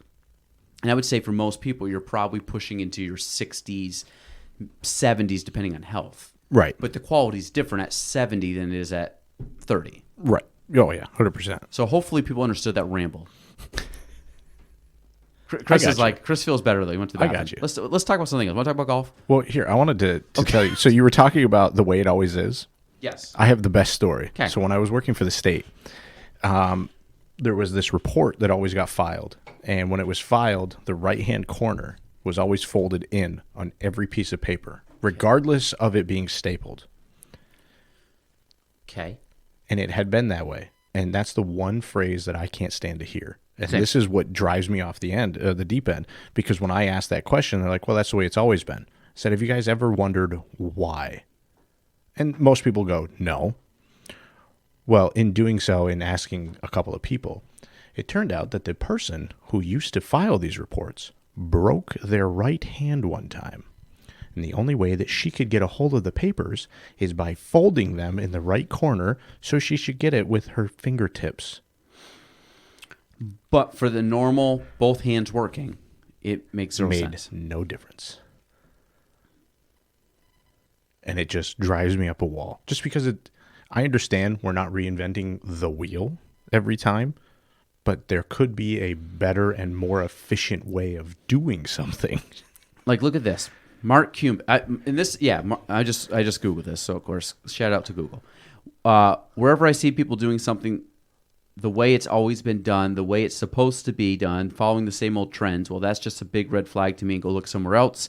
This other dude, Sidney Harris, a loser says that's the way it's always been done. A winner says there ought to be a better way. And then this article on Medium, which is the title of the thing, the most dangerous phrase in the language is "we've always done it this way," which I would agree. Like, I think I think it's lazy too, because you're not ever trying to innovate, expand, or whatever. Right. Do they have a paywall behind Medium now? Oh, maybe not. Okay, because that's how we've always done it. Okay, so yeah, it's just an old school mentality thinking of, well, we've always done it that way, so why change anything? And then that's usually where everything stalls out. When I say this all the time to my wife, I'm like, if I act like that when I'm older, just like punch me in the face. You know when you bitch about stuff right now? Like, I'd say, like, I hate when people say that. I've said, if I ever become like 50, 60, 70 years old and I'm like, it's just the way we've always done it, I'm like, just punch me in the face. Because I've just lost it. I've like lost my edge. I don't care. Just quit. Done. Retire. It's like playing like you see like athletes. Like, if I'm not competitive anymore, I'm going to retire. I'm like, that's me not being competitive. Like, if I just stop saying that, like, just done. I hope this replays at some point. Just be like, this what I said then still applies. Like, and if not, 33, 34-year-old myself was smarter than later. Well, we're always smarter than we are later. Well, we know more now. Don't you remember that as a kid with our parents? We always knew more than them. Well, this is the thing. Like, who is smarter? Wait, I'm just going to give you an example. If you are older, I'm going to say 60-year-old Chris. If 60-year-old Chris has more knowledge but doesn't act on the knowledge, are you smarter or worse off than you were when you were younger, where you might not have the knowledge as much, but you were doing more, so therefore you, like, most people learn more by doing. Same thing, like, I could read code. Like, I could watch video and I could learn and I could read how to code. If I never sat down and actually went through the motions of coding, I would be better off not spending as much time learning and just like learn a little bit, but just crash course it and then kind of get an understanding, because then I have more context. So I think that if you have a knowledge base right now, like you at 36, but you're applying what you know, but let's say at 66, you might have more knowledge of whatever, but if you're not applying that knowledge to something, does that mean you're smarter? If applying it made sense. Like, if you're like, I know what to avoid, that's totally different. Yeah, I mean, because it's like a different knowledge base, but it's like, if you know, I guess the idea is like, if you know a lot of stuff but don't ever apply it to anything, is it really useful to know all that stuff? No. So then it's like, then you would argue like, you know a lot more trivial knowledge, but it's not being applied or practically put into place to help someone else learn or to expand. Like, if you knew a lot and you're like, I'm going to consult a bunch of young entry-level financial advisors, and you're really good at that because you've had years of experience and can shorten their learning curve, then you're applying what you know in a good way. If you're just like, I'm just sitting there and I'm like, I know the best way, my way or the highway kind of thing, but things are evolving and you never constantly get to learn, even though you're older, you might actually know less applied to that year than someone who's 30 who's like, I'm staying up with what's happening. Because that's what I think about a lot is, if I know a lot now and then when I'm 60, I just shut it off. I'm not going to learn again. Someone at 25 or 30 is going to pass me. Oh, yeah. Even though I have a lot of built up, maybe general themes, I'm the tactical stuff or to apply it in the context of where the world would be at 30 years from now, I don't think I would have to say like I'm not as smart as when I was 30 in that context of like being relevant to the current life situation. But do you really want to be relevant at 60? Yeah, I would. For what? That's when you get to shut off, man. That's when you get I know, to kick back. but this is my thing. Like I think like one of my I heard this recently and I liked it because it simplified stuff. And this guy's way smarter than me. So Charlie Munger died. Charlie Munger, Warren Buffett. So Charlie Munger was business partner basically with Warren Buffett, Berkshire Hathaway. Passed away at 99.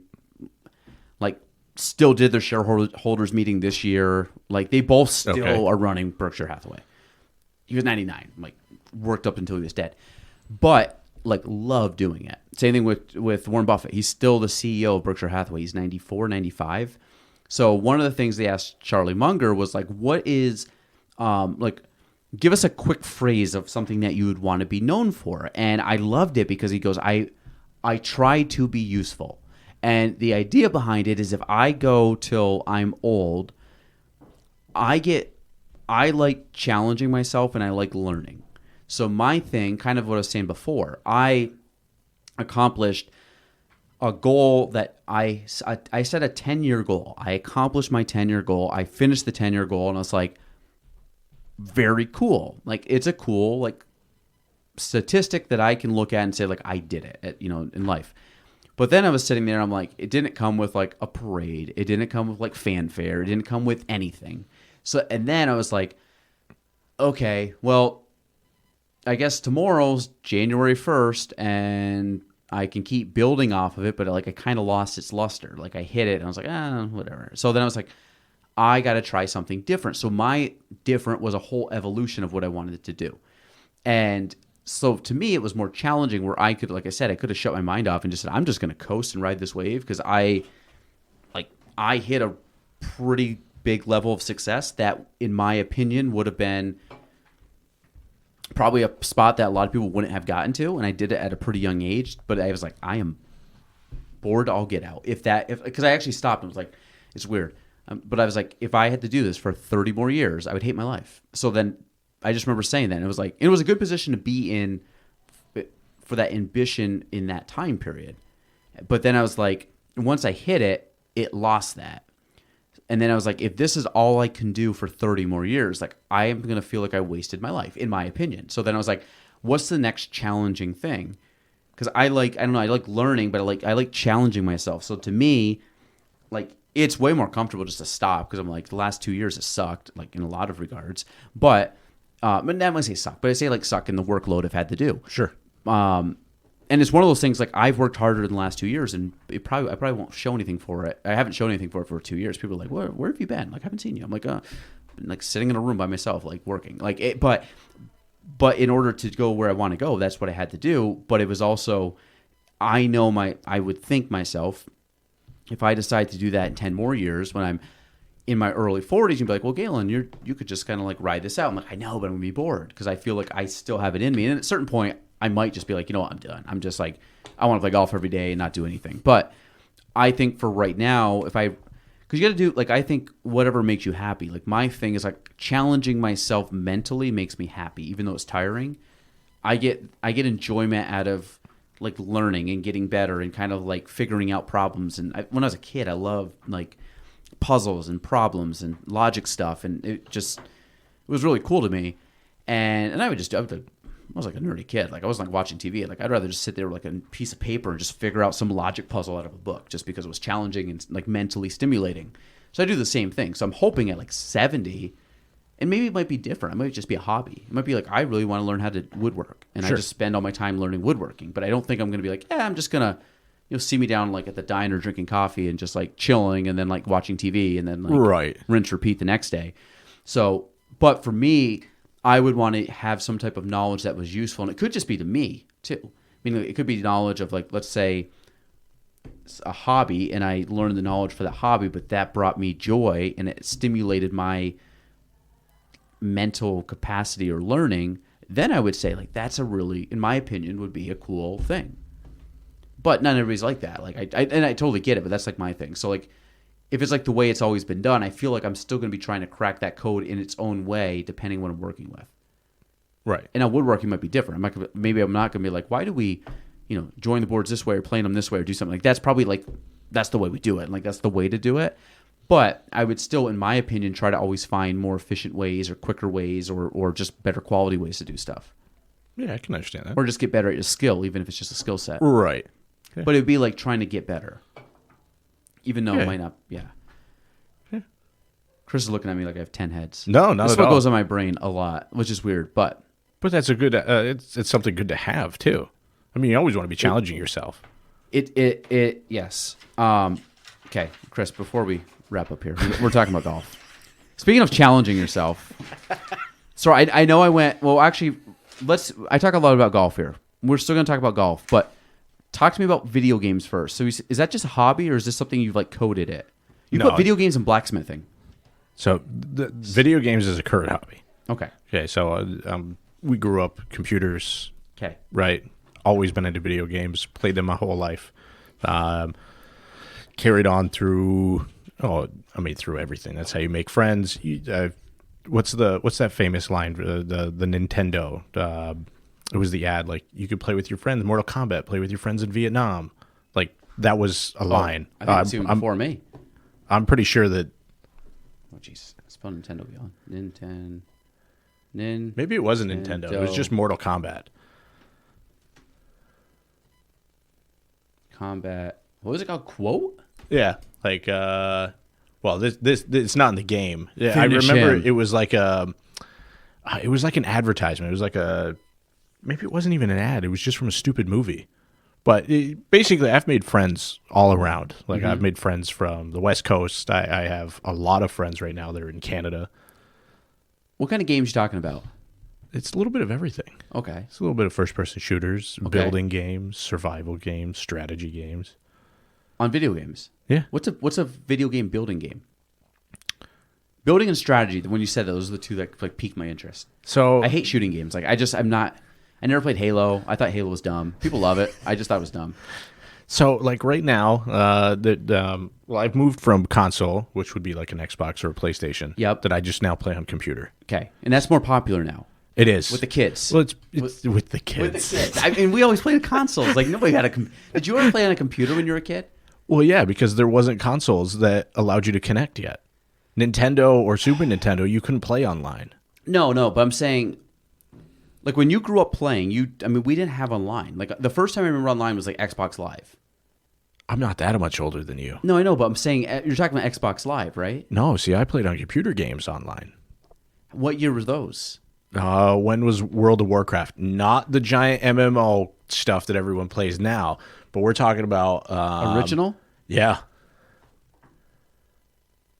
What was it on? PC? Yeah.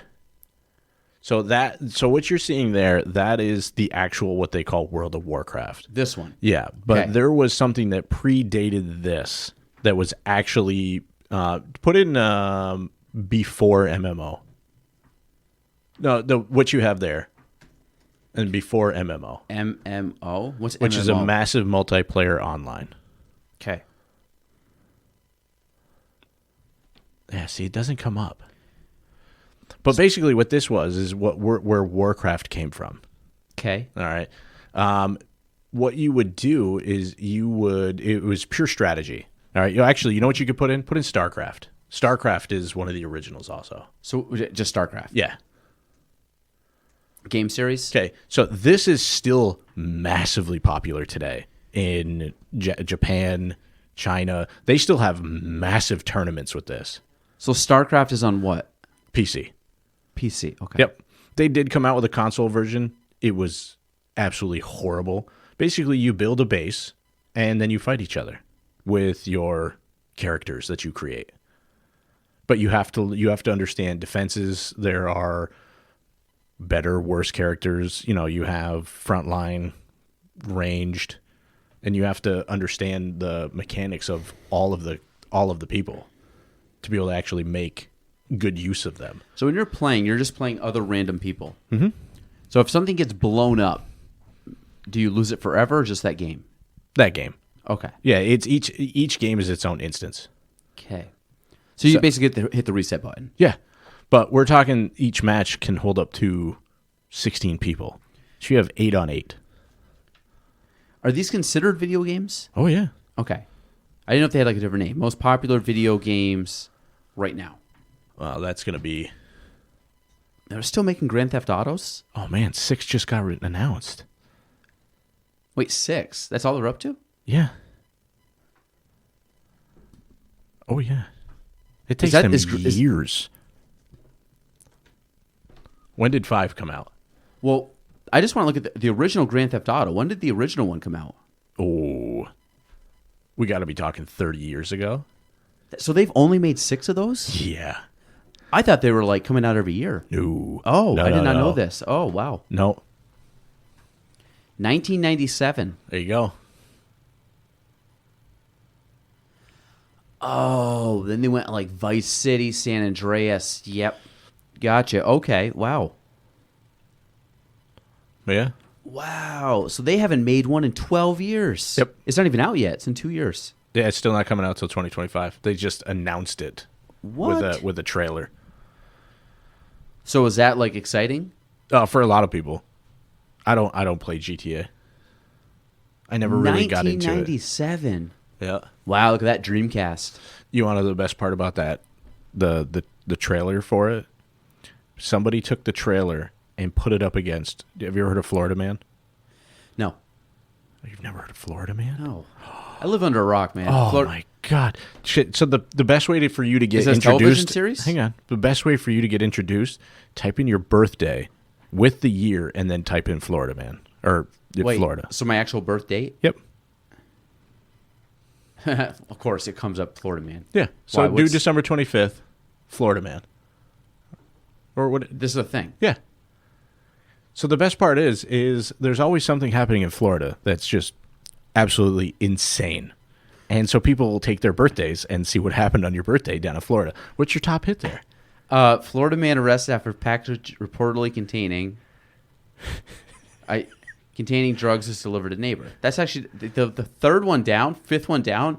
Florida man shoots ex-girlfriend 15 times after she was what? After she didn't text him back. I mean, So Florida Man is basically, we all know that Florida is just absolute just chaos. actually number 2, Florida man with drugs around penis denies they were his. So that's the thing. yes, this is a thing. When I did mine, it was Florida Man arrested for beating other person with Bible. Florida man arrested for tossing golf clubs into highway. Florida man busted for handing out pot because it was Christmas. I'm so glad that I get to introduce you to I've Florida never heard Man. about this. How long has this been going on? It came around right after the people of Walmart left. Time traveling Florida man crashes into building. Oh my god! And see, here's now a new rabbit hole for you just to go down when you're just bored and want to see the I chaos thought there was a in the legit world. Florida man. So Florida man, if you just type in Florida man, it just brings up. You get all the crazy stuff that's just happening in Florida. And it has been expanded recently to Florida woman. You can get both. Wow, Florida man ... followed by the main event of the story. So that's just a thing, like Florida man. Yeah. So Florida's just outrageously crazy. Absolutely. I mean, it's Florida. Like New York man probably doesn't carry as much weight. No, not at all. They're actually a First little one, bit. New York man pictures, images, and stock photos. I mean, a lot of stabbings, but Yeah, they're not as fun. no, I mean they're not as bizarre. No, that's what I think got him the name of what got the name of Florida Man. I mean, look at Florida Man allegedly put eye drops in nephew's meatball sandwich, so he ... Okay, don't you just want to click on it? Drunk Florida man drops his pants and yells, "Where's my weapon?" while exposing self to deputy. Oh, you get a video of it too. Yeah, that's the best part. We're gonna save us all that. Oh my god. Accused of stealing toys for tots. I've never heard. This is wild. Yeah. Florida man unaware he was shot in the head. I hate when that happens. Right? Just like, I got grazed. So Grand Theft Auto for like, right here, this was like my 97 to 2008. Like that 10 years was when I was probably into video games the most. So I remember those. I just assumed because look at that. They came out every 2 years. Sure. But they just haven't. Yeah, wow, that's crazy. So 4 came out, and then what they ended up doing is they revamped it kind of to a point where Xbox and PlayStation were like really starting to pick up their game on graphics and stuff. Yep. So they were able to make the games bigger. And what they did is after 5 came out, and then are you familiar with what a mod is for a game? No. So a mod is somebody who is independent of Rockstar, who in this case is the creator of Grand Theft Auto. They mod the game and make changes to it and alter it to be something more. And Okay. I just found out about these maybe about 5 years ago. You can go onto a server for Grand Theft Auto. You can literally be anything you want. It's almost like, do you remember that? It's a while ago. I think it was called like Second Life. Okay. So it's basically you pay to have a life as a computer generated person. You can own property, you can own cars and have your own money and all So that. it's like metaverse stuff. Exactly. Okay. But so Grand Theft Auto did the same exact thing. So you could pay to have a virtual Chris Favreau in that game. 100%. And how does that work? So you literally go to work, you earn money, Okay. you then go back to your place, eat, sleep, drink, whatever you need to do. The next day you wake up, you go to work. So like you can pause the game and be like, I got life. And then you come back and be like, I'm just going to play this game for a couple hours. Yeah. And it just picks up wherever you left off. Uh-huh. But while you're paused and while you're not in there, there's people from all over the place still in there. So the world is still turning. Just like when you go to sleep at night. It's not like that's So like if us you show pausing. up a week later and like, sorry, I was doing life, came back to this, they could have like The whole put a bunch the of new whole buildings world up could or- be different. Yeah. Can you just hit like go live? Where like when you're like watching a movie, it's like tape delayed, like or a sporting event, like go live and brings you to like the current play. Can you do that? Well, it's whenever you log in is live. So it's not like it pauses.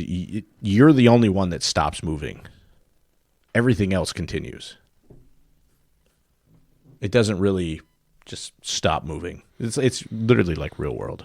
So Grand Theft Auto putting out a trailer now, but it's not out for 2 years. Yeah, it's to get the hype. Like, if they're putting out a trailer now, it must be done. Well, No? so the probably the bulk of it is done, but they're probably still going through so much debugging. It's not even funny. When you say debugging, like what's that? So like if you're walking down the street and you just clip through the sidewalk for some reason, and then you just fall into an infinite nothingness, which is a So this is part of Super coding. common. It's Yeah, not like yeah. going back and fixing the code. correct. Yeah, something wasn't properly put together. So how does coding? If you're like these graphics are really really good, those graphics only are the way they are because of code. And whatever engine they're running. So when I say engine, there's an actual. They call it an engine, but Unity, I think, is the one that's doing. I think Unity is the big one right now, but they're the ones that take what you want it to be, and they have all the stock images and everything, and then it just digitizes it and puts it into the game. That's the extent of my knowledge with it. Meh. So what are these games? Like these are games popular right now. So Grand Theft Auto Yep. 5, Apex Legends. Yeah, so that is a first-person shooter battle royale game. So you've heard of all these. Yep. I've heard of Grand Theft Auto, Super Smash Bros, Mario Kart 8 Deluxe. No clue, but I love Mario Kart, the original. Minecraft, I've heard. My son's mentioned it. I don't know what it is, though. Halo Infinite, I know Halo. And then Madden. Yeah. FIFA. I've heard of Call of Duty. And I've heard of Fortnite. That's pretty good. I got 9. Yeah. I've never played any of these games. Well, I played the old stuff, like Mario Kart 8. What is this? What's that on? 3, Trying to count how many I've played. Oh, 4, 5, 6, 7, 8, 9, 10, 11, 12, 13, 14. I've played 14 out of that list. so they all come on PC. You can get any game on PC. So PC comes on, you just download like you're buying off of like Amazon Prime Video. Correct. Which one's your favorite? Out of all these, Yeah. none of them. So what's your favorite one that you play? Well, it changes. So- It literally is like a mood.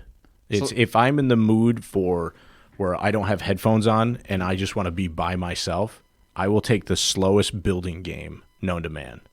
And when I say building game, like think of SimCity, where you're building a city and you're just connecting everything. There's no other noise. It's just you're managing that. You don't have headphones on. You're not like super sweaty trying to do things. You're not getting shot at by. Correct. There's no urgency. Correct. Yeah. Is that what they're called? Building games? Yeah. So they would be called building video games. Have you heard of those? Yeah. I've played all of them. Except for Kenshi. I don't know what Kenshi is. Kenshi. Oh, last one? Yeah. Planet Zoo, Planet Coaster, City Skylines, Subnautica. So I'm assuming Subnautica is like in the ocean. Yep. Skylines, you're just building cities. Yeah. City Skylines is like the upgraded version of SimCity. And then Planet Coaster, is that like Roller Coaster Tycoon? Yeah. Remember that game? It's the upgraded version of that. No way. And then Planet Zoo is the exact thing as Planet Coaster, but you build a zoo. Today, Wait, this is wild. So I think I had. it's called Q&A. I feel like I had Roller Coaster Tycoon.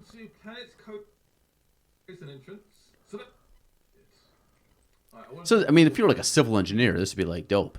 Yeah. But yeah, so it's up to you to Wow. put anything and everything that you want in. It's completely customizable. Do you know they have golf ones like that now? You can build golf courses. Oh, that I don't know. Oh, I'm pretty sure they do. What did I just type in? So, golf course build video game. Golftopia. I think it might be PGA Tour. I think you can course design 101. Like you can actually build, That doesn't surprise me that if they put that in the PGA games. which I would actually love because I. What's going on, everybody? We're a significant chunk of time. This is cool. Just Wow. it may be helpful to Oh yeah, yeah. He's definitely just moving all the sliders and same thing with grass. Okay, that's set to 100. You know, it's okay, but again, something Wow. else like to set to 0. Then I'm assuming you can just play this course after. To Yeah. buildings, to team That's parks, awesome. Or sorry, not team. So what? So video games, like, do you play live mostly against people? and that goes back to the whole mood thing. Like it really depends if I want to be just alone or if I want to play with friends. I have a ton of people that I usually play with, and so it all depends on what we're doing that night. So you just jump on and maybe it'll show like these friends are active, and then you just like No, we'll make plans. really. Yeah, we'll message each other. Hey, who wants to play tonight? What do you want to play? You want to do this tonight? Nah, I'm out. Or yeah, let's do this. And it's always on PC. Yep. That's crazy. Yeah. It just makes the compatibility so much easier for PC. I mean, I know a lot of people that just do Xbox or just do PlayStation. Do you do any console stuff? So a lot of the games that we play have, what's it called? Cross-platform. So you can Okay. play with people who are on console. So the gameplay is the same, it's just In the different same- buttons. Correct. No, that doesn't change. Like the objective of the game stays the same. Nope. Yeah, objective stays the same. It's just the input that you're using. Huh. So like right now, if you were saying like tonight, what would I be in the mood to play? Like what style of game? Tonight I'm exhausted, so I'd probably end up just sitting there staring at my screen, not doing anything. Urging it to build. I want to do something, but my brain says no. Lately we've been into what's it called? We did one game. It's called 7 Days to Die. So Okay. this is a game where 7 days to die. Yeah. So the world is gone. You build a character, and it's just a zombie apocalypse. So it's like I Am Legend. Yeah. Is this it right here? Yeah. And so then what you have to do is every 7 days, a giant wave of zombies comes to attack you. So you have to build up your fortifications. So this one's called Build. This is the Blizzard. Buried in the snow. So that's like a thing. Oh, yeah. Yeah. So this is it. Yep. Yeah, and then you have tools. You go out scavenging for stuff and just fighting the world. Wow. All right, so that's crazy. It's like a whole new world. So this is a thing. So quick golf talk. We'll talk. We got like 2 minutes. So when I stopped, so I played golf a lot when I was a kid. I stopped playing basically in college. Didn't pick it back up until COVID. Like really picked it back up. So like I went almost 10 years of not putting much into golf and love golf. But when I came back from golf, it was like a whole new world. I'm like, there's GPSs, there's people play music on the course, there's a million instructional videos on YouTube. Like this was before, like none of this stuff was around when I was playing. And it's so funny how I play golf now compared to how I used to, which is not great because it was way better back then. But I have more at my fingertips now. It was way better back then. Like I now have like an app that shows the hole and it'll show the distance to certain things. Where back in the day, you're just like, I don't think I can reach it with a driver. So like, or I don't think I can reach it. I might have to take an iron out. And you're just taking, you don't even know. You're just hitting a shot out there. And then you go up and you're like, I see the 150 marker, so I'm probably at like 170. You're really probably at like 174. Like it doesn't matter. But I'm saying like, because I suck anyways. Like that's not really going to make a difference. You don't. But if you look at, but I'm saying like the course of 10 years, golf, when I came back to it, was like night and day from what. And when I say night and day, I'm not saying physically playing golf. I'm saying all the extras that make the golf, more convenient, or, if you're getting a GPS back then, like you just didn't have access. Now it's like you pull up on an app. Like I pay for an app every year that's just on my phone, and it's the easiest thing in the world. Right. Like the last time I played golf, I didn't even have a cell phone. So like the completely different time frame. So that's what I'm saying. Like video games, like I haven't played video games since high school.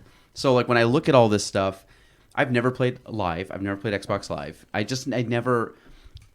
So like this stuff is all so bizarre to me that I'm like, obviously video games haven't slowed down. They've only sped up, but I've like completely removed myself from that like whole area of life that now you see it and you're like, it's almost like coming out of like a time capsule. I'm like, wow, video games like stepped up compared to what I remember as a kid. So we didn't even talk about VR.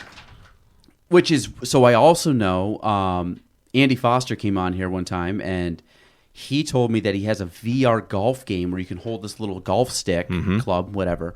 It's like a modified, like sawed-off golf club, and you can actually swing it, and it replicates like you're playing golf.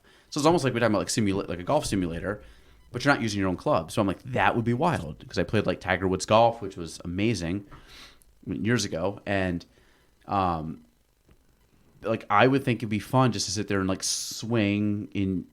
I don't know. Do you play VR stuff? I've tried it once. Like the Oculus things? It's crazy.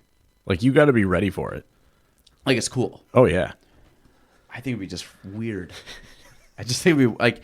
I'm not. Trust me, I'm not against it. I just like for me to go from like Xbox is probably the last one I played to like what VR stuff now. I'd be like mind blown. Like just graphics and like what's involved.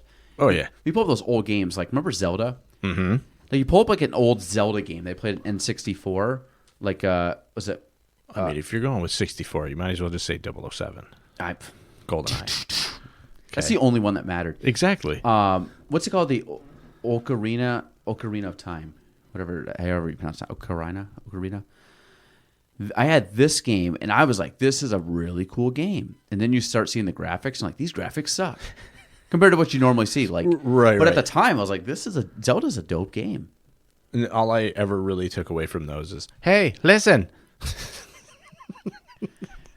Was it Link? Link was his name? Link? You're Link, because Zelda is the princess. Oh, jeez. Yeah. I don't think I actually finished the game. I wasn't good. Like I said, first-person games I was really bad at. Yeah. I had fun. I galloped on a horse. I remember we went like Like, look at how shitty those graphics are. Wait, give me those in like 1999. Like, those are dope graphics. Okay, Look at those. But you talk about that, but there are developers who are making games that look just like that now. like this. Yeah. Because they want the nostalgia. Not only that, it takes half the time to put a game out. Really? So, like one that's taking it took the internet by storm. It was called BattleBit.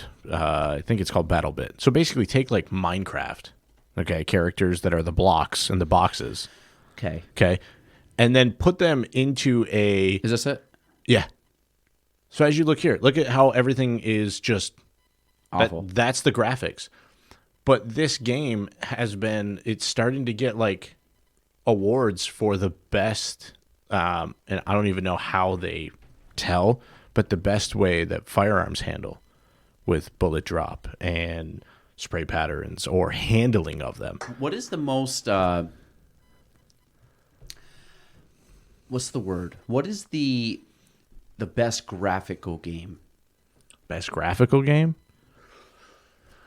Oh. I'm interested to see what they put up here. I can see Red Dead Redemption. That says too real. That's definitely up there. What is it? Are you talking about right here? One of them is going to be that's in here is Battlefield Red Dead. 5. Battlefield 5's decent. Yeah.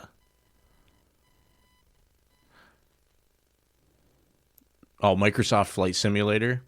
Ooh, That's definitely a good one. I've played this. I have a joystick and a throttle controller. I have flown over Plattsburgh. I have found my house.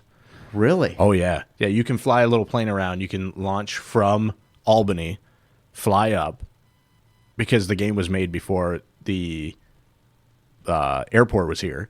That's So they actually didn't have pretty one trippy. yet. So yeah, so you can come up and you can fly. Star Citizen. This is a controversial game because it is never fully released, and it started off with a what do they call them? The donations, the Kickstarter. It has so we pocketed that cash. It has received millions of dollars. It never came out. And it has never yet to come out. Look at this one. Yeah, Red Dead Redemption. That's pretty good graphics. It's a gorgeous game. Wow. You're basically a cowboy. So that's kind of like Yellowstone. Oh yeah, yeah. Metro what? Exodus. I don't know this one. That's pretty good too. But you got to take it for what it's worth too. Cyberpunk 77. It's a gorgeous game, but none of this exists today because it's meant to be like way in the future. We're not even humans anymore. We're like half bionic. Wow. And This looks pretty real too. That's pretty good. The way the car was going. oh yeah. Oh, they say Star Wars is in there. Is this Star Wars? Yeah, Battlefront. Oh. So my son, like, he's like likes the like some characters, but he doesn't know the character. I never really watched Star Wars, so I'm not. Oh, okay. It's not. I don't really understand all this stuff. So Here's your VR. Half-Life. Oh, this is. Yeah. Yeah, really anything that I think that if you see that if like your hands pop up with nothing behind it, that's usually considered VR. That's how they know. So you said Red Dead Redemption? Yep. That's the game. Yeah. That game is beautiful. But do you have? So when you buy games, do you buy just games, or can you buy like? I'm now subscribed to this whole catalog of thousands of games. No, you can only get the one at a time. So you just get it and then. Yeah. I mean, like some places have passes, is what they call them. Like Xbox has a pass. So it's you like a can belong to subscription that. Exactly. Exactly. It's like Apple Music, kind of. Right. Like But you don't get everything. You only get games that they deem to put on that list. Anything else you still have to buy. Like, look at this guy. He looks real. Right here. Look at this dude. Turns around. Look at a movie right here. Well, you know who that is, right? No. That's from Destiny. That's he just passed away. Really? He voiced his he was in the John Wick movies. Oh, I don't know. Wow. If you think that's trippy, see how they make those games. Is that the one where they put all like the little beads on them? Well, I mean, they do it for sports games. Mm-hmm. Like the golfers will go in and swing with all the little like balls on it, so it kind of tracks where the movements are. Yep. No, it's crazy. I mean, it's it's just funny. Like I look at that, I'm like, this is just like I just remember like golf, FIFA, Rock Band. Like that was like that generation was the last time I played. Rock Band's still around, by the way. Is it? Oh yeah. No, I'm talking like the original like Guitar Hero Rock Band. Oh yeah. Yeah, people master that stuff now. What is it called now? Rock Band. Guitar Hero, really is what it's. That's the original. Was that Yeah. still the original? Yeah. Like Rock Band Rivals launch. Wow. Can I get some gameplay? You're looking at it. That's a real person. Yeah, but this isn't like I want to see like the There this. you I go. want to see that stuff. Yeah, but I just watched that video and it didn't even show that. Well, that's the end of it. They don't want to give away everything. So Rock Band 4 is Rock Band 4 new? I have no idea. I don't follow any of these. So I mean it's the same. It looks a little crisper, but the gameplay is the same. Well, I mean, how much are you going to change it? Yeah, I don't think you can. I wasn't good at this game. Man, This I is- bet you were dope at the vocals. I just was like tap. Have you ever seen the guy that does the tequila song at for karaoke? No. Okay. Last thing I'm going to show us, and we're going to walk out of here. How do you spell karaoke? Tequila. You've never seen this. You're going to love this. You introduced me to Florida Man. I'll introduce you to Tequila Karaoke Man. This has got to be it. Nope. Right here. Well, that's not the original one. I think it's the same. I know we can do this better. Whatever, we'll do the tequila guy. Oh, wait, this is it. Right here. This is the original.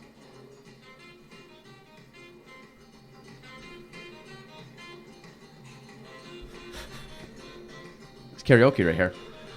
So if anybody's heard this song, I always think of the Sandlot. This comes on when on the Twirly Whirl thing. Yep. I don't know if people can hear this, but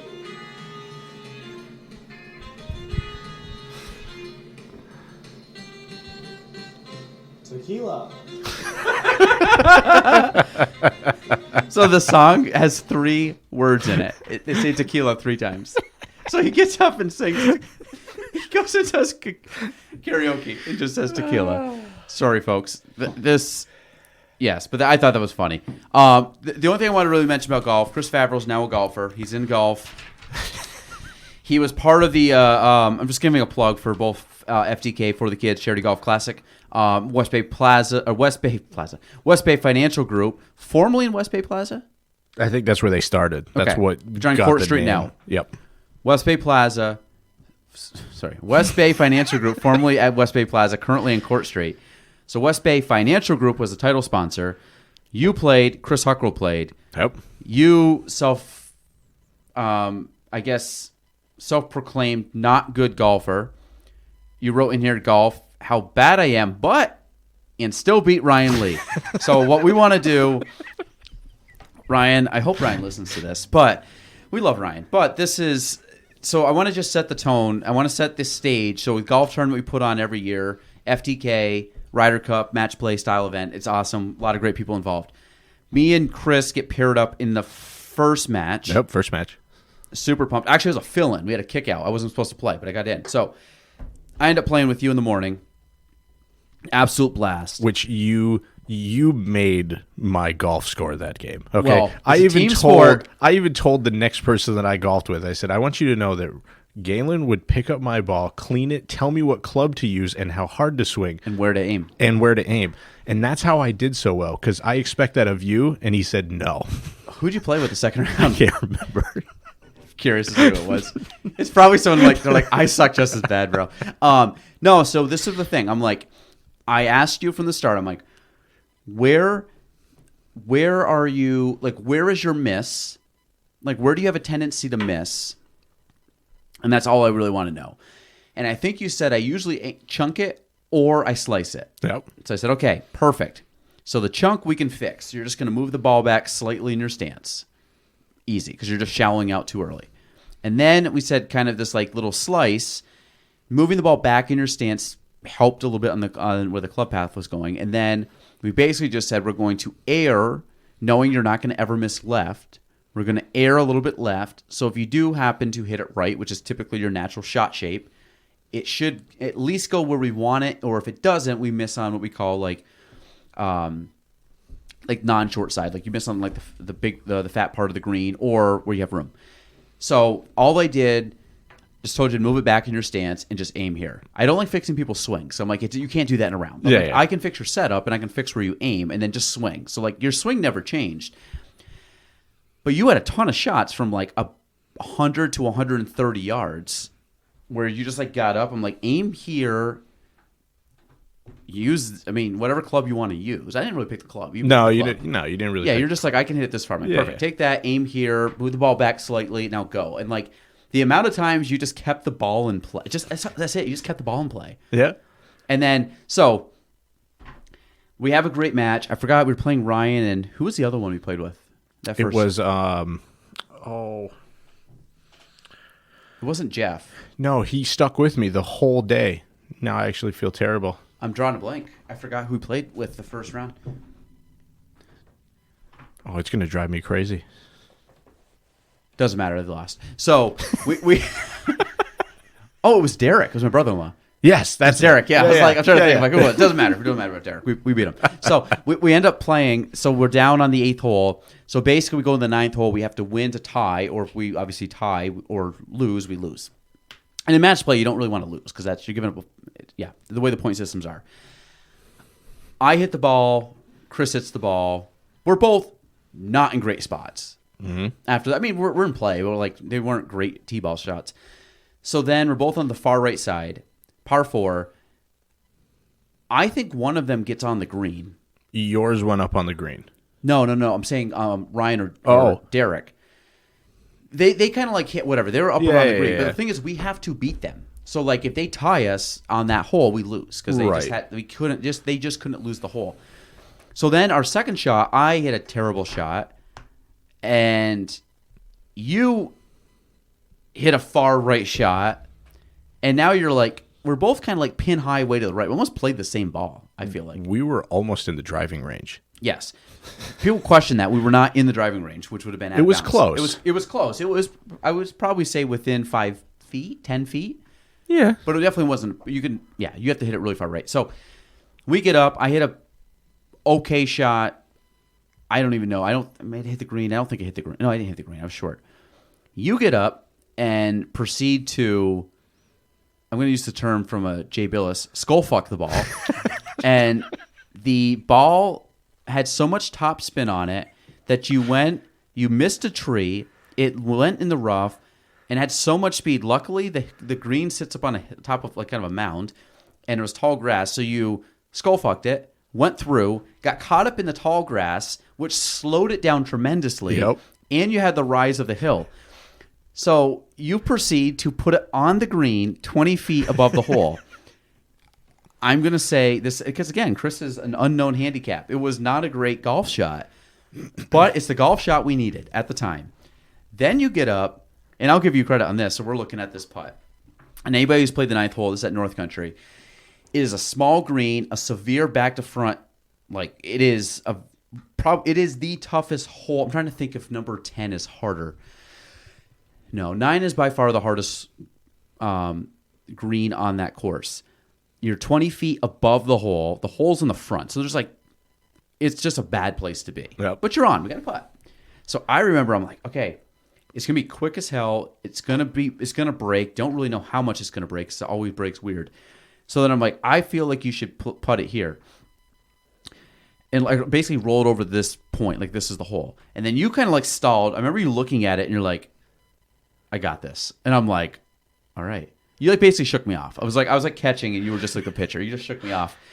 And I liked a leaf. There was a leaf on the ground. There was something. I liked it. There was something. And you proceeded to hit the greatest putt ever in the tournament of FTK. This thing goes down the hill. And it basically fell in the hole on the last roll, which is incredible considering it was downhill. It wasn't like you slammed it into the back of the cup, which you would think with how severe the slope is. You literally hit the perfect putt, like Tiger Vision back in the day on video games. And I just remember it went in. That is the most excited I've ever been at the FTK. Partly because I'm like, we're done. We're losing. It's fine. Whatever. We played a good 9. Chris played great. And I thought we were going to lose. And then for us to just steal it. And we ended up getting a half point. But the best part about it, 2 things. Number 1, it absolutely crushed Ryan and Derek. And because Ryan captains the other team, and Ryan's great. He helps with the tournament. He's he's never been on my team. We've always been head to head. And then just for that little bit of soul crushing with Ryan. And it continues to this day, to the point that Chris goes, topics you'd like to talk about, golf, in parentheses, how bad I am and still beat Ryan Lee. So, on that note, Chris Favreau, watch again, 2024 for the kids, Charity Golf Classic. I'm going to try to put us together again because I really enjoyed that first round. It was fun. It was a lot of fun. It was like good. You didn't take yourself serious in a good way, meaning like we just had fun. Like we had a good round. We played well. Obviously, we had an epic win. Like Yeah. the greatest putt in FTK history, in my opinion. And I didn't even have the best shot of the day, though. That shot out of the water, Oh, yeah. when I put him there. Josh Perkins? Yeah. And the fact that I'm like, dude, I'm so sorry that I put you there. And he's like, don't worry, I got you. And I didn't even have time Well- to say it. And he already had his cuff rolled up. Well, and that's the thing because he's basically a scratch golfer. Like that's a difference. So like if he played with you, he would have gave you much better tips. I'm like I'm a solid like maybe 10, like maybe. Yeah, Josh is very good. No, that was a great day. I mean, I saw the pictures you guys posted of all the checks that you guys wrote out. It's an recently. amazing organization, amazing event that you guys put on. It's awesome. You know what's wild is this was year 5 of the tournament, and we've donated $42,000 That's awesome. in 5 years, which is crazy considering year 2. Me and Matt Craig started it on a whim with 2-week notice. We raised $2,000 in 2 weeks, Yeah. and then since then it's just like taken off. Yeah, no, it's awesome. It's a great. Everything is awesome about it. A All right. lot of fun. Okay, Chris, we're gonna wrap up. We both got kid duty. Charity Golf Classic. I just want to see what comes up when we plug it there. The second annual charity golf tournament. Third annual for the kids. That's okay. The original? No, that's not the original. The original hype video was pretty sweet. They are. Okay, Chris, where can we find you? Plug the business. Plug anything you want.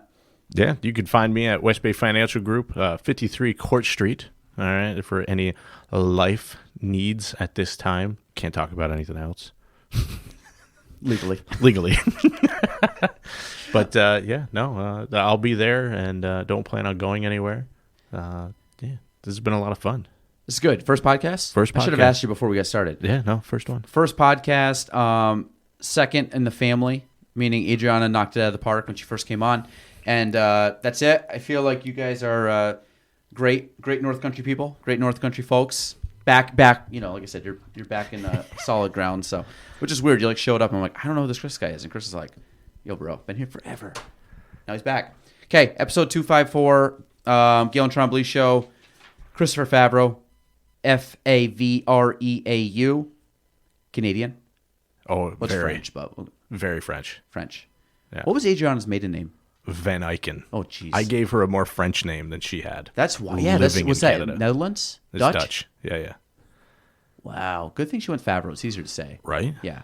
Is it? Wait, Van? Oh, VVF. Cool. Chris Favreau. That's it. We're out. We're going all over the rails here, Chris. We got to wrap this up. Thank you for listening to the Galen Trombley Show. Be sure to subscribe, review, and share the episode. You can follow me on all social platforms at Galen Trombley. Thanks for listening.